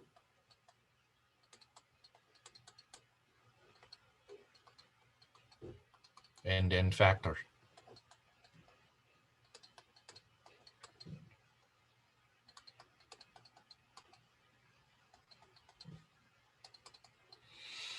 So now I have sine t equals to negative 1/2, sine t equals to 1.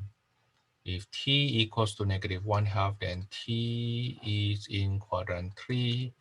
That's 7 pi over 6 plus 2 pi k. or in quadrant 4, that's 11 pi over 6 plus 2 pi k. But if k equals to 1, it's already more than 2 pi, right? Okay, so will that be okay if I don't use this?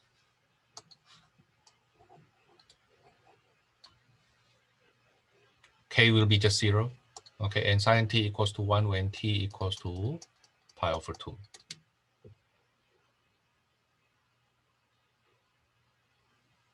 Are we done?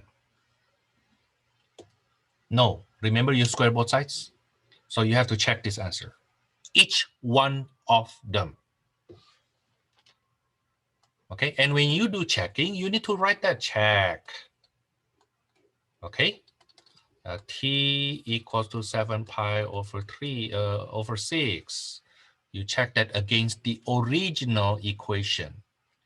Okay, 1 minus sine 7 pi over 6 is it equals to radical 3 cosine 7 pi over 6.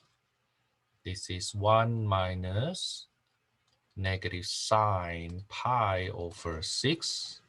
Is it equals to radical 3 times negative cosine 7, I'm sorry, just pi over 6. I make it into reference angle.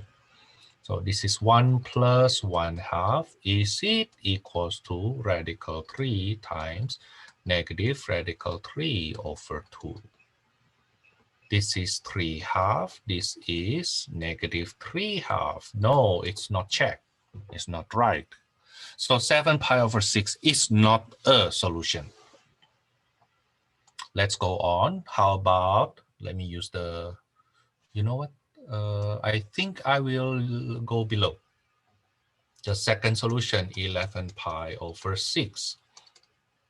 1 plus sine 11 pi over 6. Is it equals to radical 3 cosine 11 pi over 6? This is 1 plus sine, that's quadrant 4, reference angle pi over 6. Is it equals to radical 3 times cosine in quadrant 4 is positive. So this is cosine pi over 6. So this is 1 plus 1/2. Is it equal to radical 3 times radical 3 over 2? So this is 3/2 on the left-hand side. On the right-hand side, also 3/2. So that's a check. So 11 pi over 6 is a correct solution. Okay. Now then the last one, how about when t is pi over 2? Now 1 minus sine pi over 2, is it equal to square root of 3 cosine pi over 2? So you see that we have this identifier, right? Okay, just like my first branch, second branch, third branch. So you identify them. Okay, so this is 1 minus 1. Is it equals to radical 3 times 0? That's 0 equals to 0. Check. So the solution will be in quadrant, in the first period. So the solution will be x, or I'm sorry, this is t. So t equals to 11 pi over 6. T equals to pi over 2.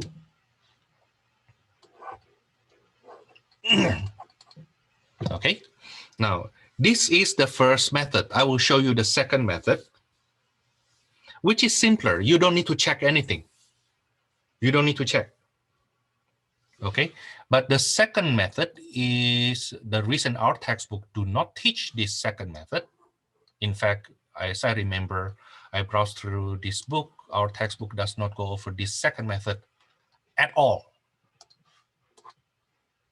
At all.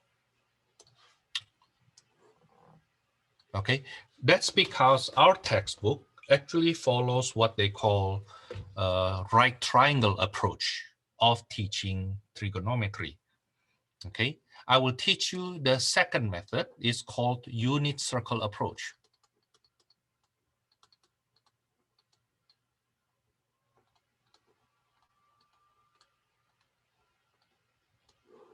So those students who don't pay attention to my class at all, they don't watch my lecture videos, they don't come to my discussion, they only read the book, they will never see this method. Okay, the thing is, most textbook actually have you have right triangle approach. I myself is a right triangle approach person, but I have to admit that right triangle approach has a little weakness, and one of them is actually here. Solving an equation that you have sine and cosine and constant only. Okay, and how do we solve this? We will do the following. Okay, unit circle approach. Let xy equals to cosine t sine t. So I will replace cosine t by x, sine t by y. Okay, but x squared plus y squared is equals to 1. This has to be on a unit circle. Okay, so basically we will solve this system of equation. 1 minus y equals to radical 3x, x squared plus y squared equals to 1. That's the system of equation I need to solve. Okay, call this equation 1, and this is equation 2. From equation 1, you get y equals to 1 minus radical 3x. Is it okay? I move this to the right, I move this to the left. Okay, so y equals to that. Agree? Now then, you plug that 1 into equation 2. So x squared plus y squared equals to 1. Now that's what you need to solve. Okay, so x squared plus 1 minus 2 radical 3x plus 3x squared equals to 1. Okay, so 4x squared minus 2 radical 3x equals to 0. Are you with me?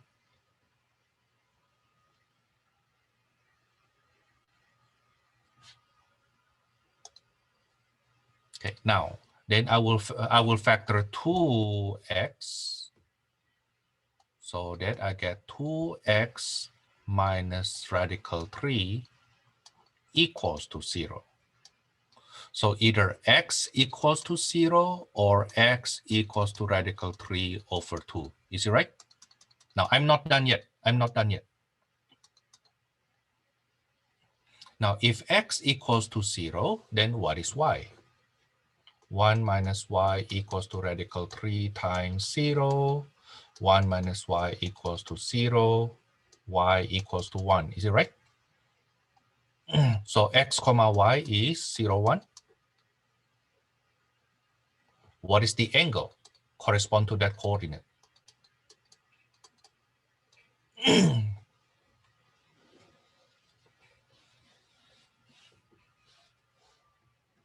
One minus y equals to radical 3 times radical 3 over 2. 1 minus y equals to 3/2. So y equals to negative 1/2. The coordinate will be radical 3 over 2, negative 1/2. That's in quadrant 4. Reference angle pi over 6. So the t is 11 pi over 6.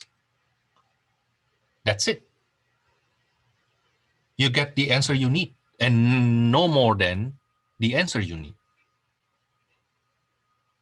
You see, the good thing about this method is no need of checking, right? And the better thing about this is the following.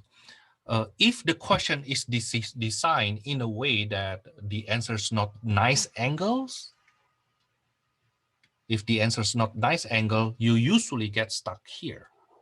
Imagine if you get sine t equals to 0.4, then your t will not be one of the special angle, right? Okay, but then t is not a special angle. It's so hard for you to check that later on. because you need to do rounding, a lot of rounding, right? Okay. If you do a lot of rounding, it is possible the answer you have on the left-hand side is not exactly the same to the answer you have on the right-hand side when you do the checking. And you may think that they are not the same, but actually they're just the same. Okay. They are not the same because of the rounding you did here and there. Okay. Now the second method will not have that rounding until very, very end when you try to find the angle.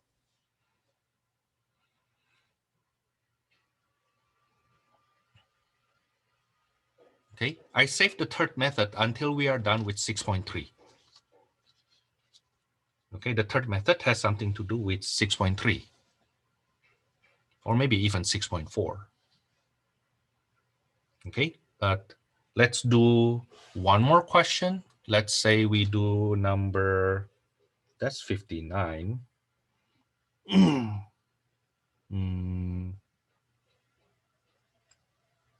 Let's do number 62. Number 62, and then after this number 62, we are done. So I can't even go to 6.3 today, huh? Yeah, number 62, square root of 3 sine t plus cosine t equals to 1. Solution, textbook method. I will square both sides. Oops, no. No, let me move this cosine t to the other side. It's easier to square that way. So when I square both sides, I get 3 sine squared t equals to 1 plus cosine t squared.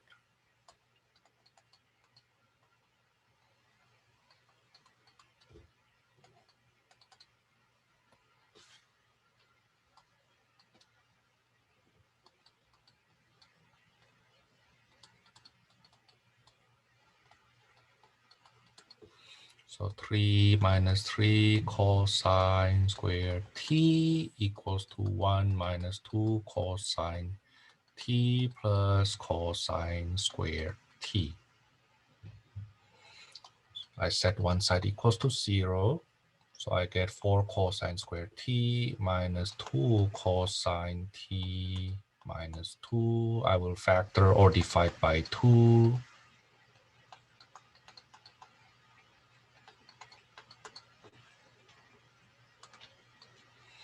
And then factor it.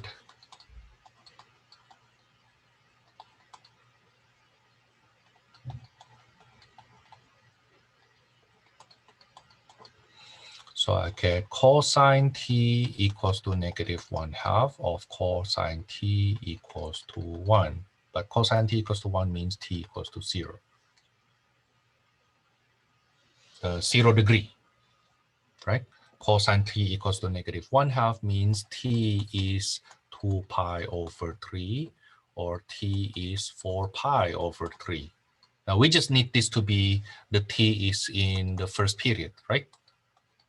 The first period from 0 to 2 pi. Now then I need to do the checking.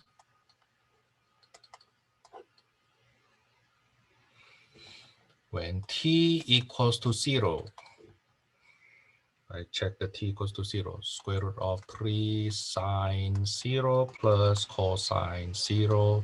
Is it equals to 1? Radical 3 times 0 plus 1. Is it equals to 1? That's 0 plus 1 equals to 1. That's true.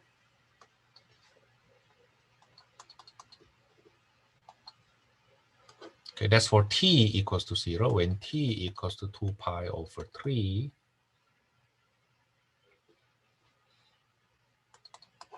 radical 3 sine 2 pi over 3 plus cosine 2 pi over 3, is it equals to 1? Radical 3 sine pi over 3, and this is cosine in quadrant 2 is negative. Reference angle of 2 pi over 3 is pi over 3. So sine pi over 3 is radical 3 over 2. Cosine pi over 3 is 1/2. So 3/2 minus 1/2, is it equals to 1? That's true. How about when t is 4 pi over 3?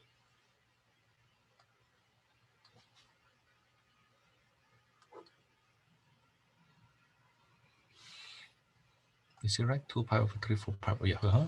So square root of 3 sine 4 pi over 3 minus cosine 4 pi over 3. Is it equals to 1? Sine in quadrant 3 is negative. Reference angle here is pi over 3. Cosine in quadrant, oh, this is a plus, not minus. This is a plus here. So cosine in quadrant 3 is negative. Reference angle for 4 pi over 3 is pi over 3. This is negative radical 3 times radical 3 over 2 minus 1/2. Is it equals to 1? This is negative 3/2 minus 1/2. Is it equals to 1? Of course, if you are too fast that you forget the negative sign at the front, you will think it's correct, but it's not. This is negative 2, which is not equals to 1. Okay, so the answer are t equals to 0, t equals to 2 pi over 3. That's the answer. Now compare that with the unit circle approach.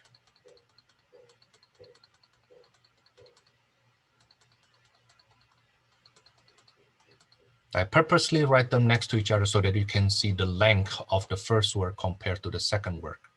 Solution. Let xy equals to cosine t sine t. And x squared plus y squared equals to 1. Basically, you put that into a unit circle. Okay, then you will get square root of 3y plus x equals to 1. Right, that's the first equation. And the second equation is the requirement that it has to be on the unit circle.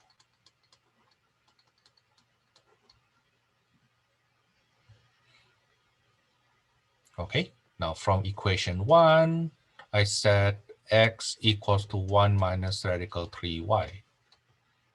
And put that into equation 2, 1 minus radical 3y being squared plus y squared equals to 1.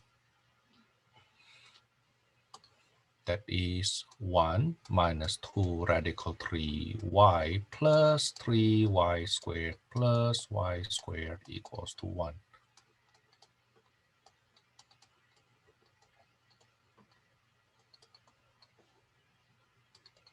Factor 2y.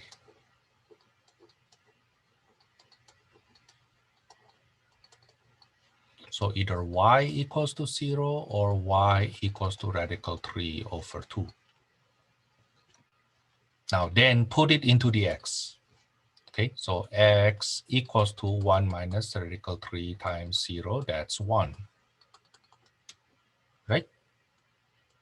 That's from the first branch. So we know that it's 1, 0. The corresponding t is 1, 0. That's a 0, right? The angle is 0. That gives you that coordinate. 1, 0 is here. Now, if y is radical 3 over 2, then x will be 1 minus radical 3 times radical 3 over 2.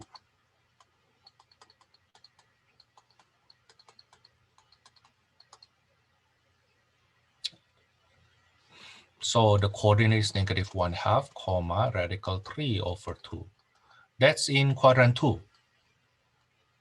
That's in quadrant 2. Quadrant 2 where the cosine is negative 1/2. So the t is 2 pi over 3. Compare with how much longer you need to do compared to the first method. Okay, it's because we don't need to check. Okay, it's because we don't need to check.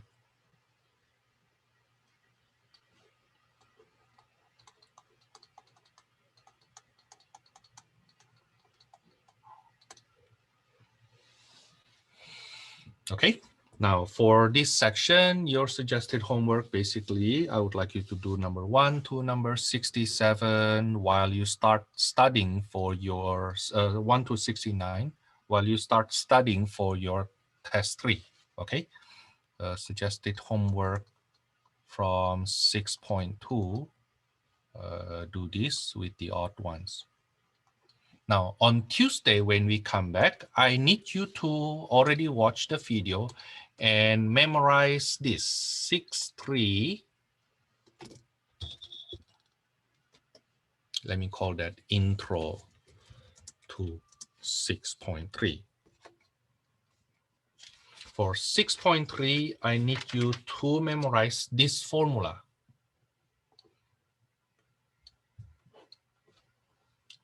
Addition, subtraction formula.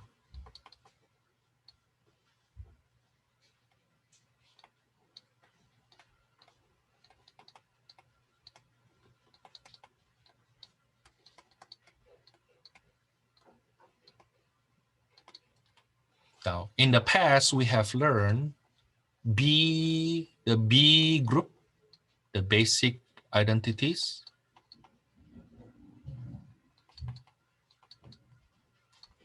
B1 is on ratio and reciprocal.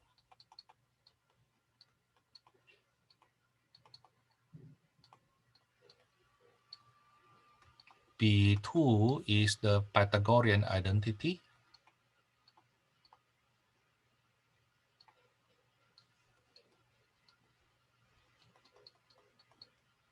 You know, they are B21, B22, B23, right?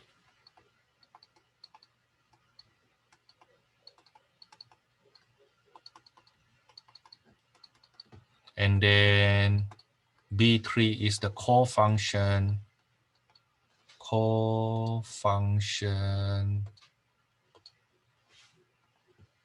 identities.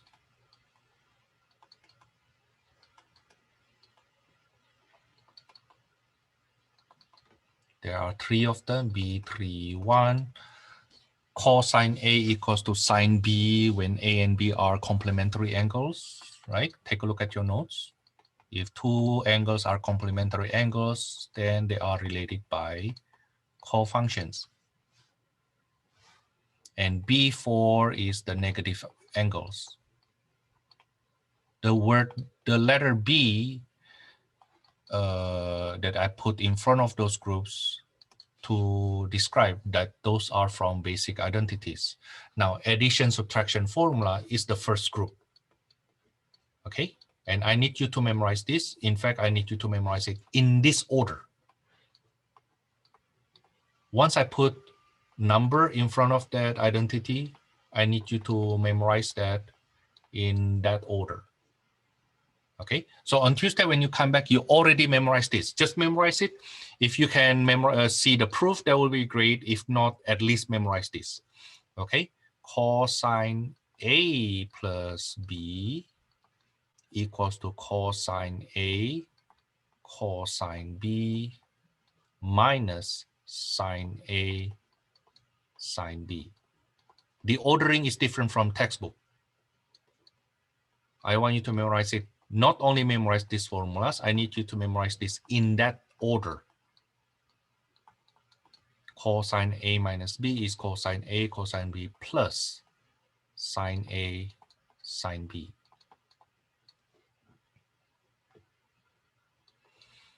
Sine A plus B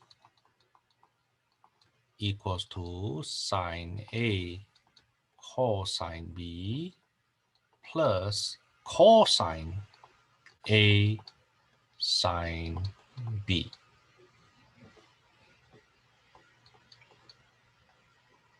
One four sine A minus B is equal to sine A sine B. I'm sorry, sine A cosine B minus cosine A sine B. The fifth one, the tangent. Tangent sum equals to sum of tangents over 1 minus product of tangents. The sixth one, tangent of difference, is difference of tangents divided by 1 plus the product of tangents.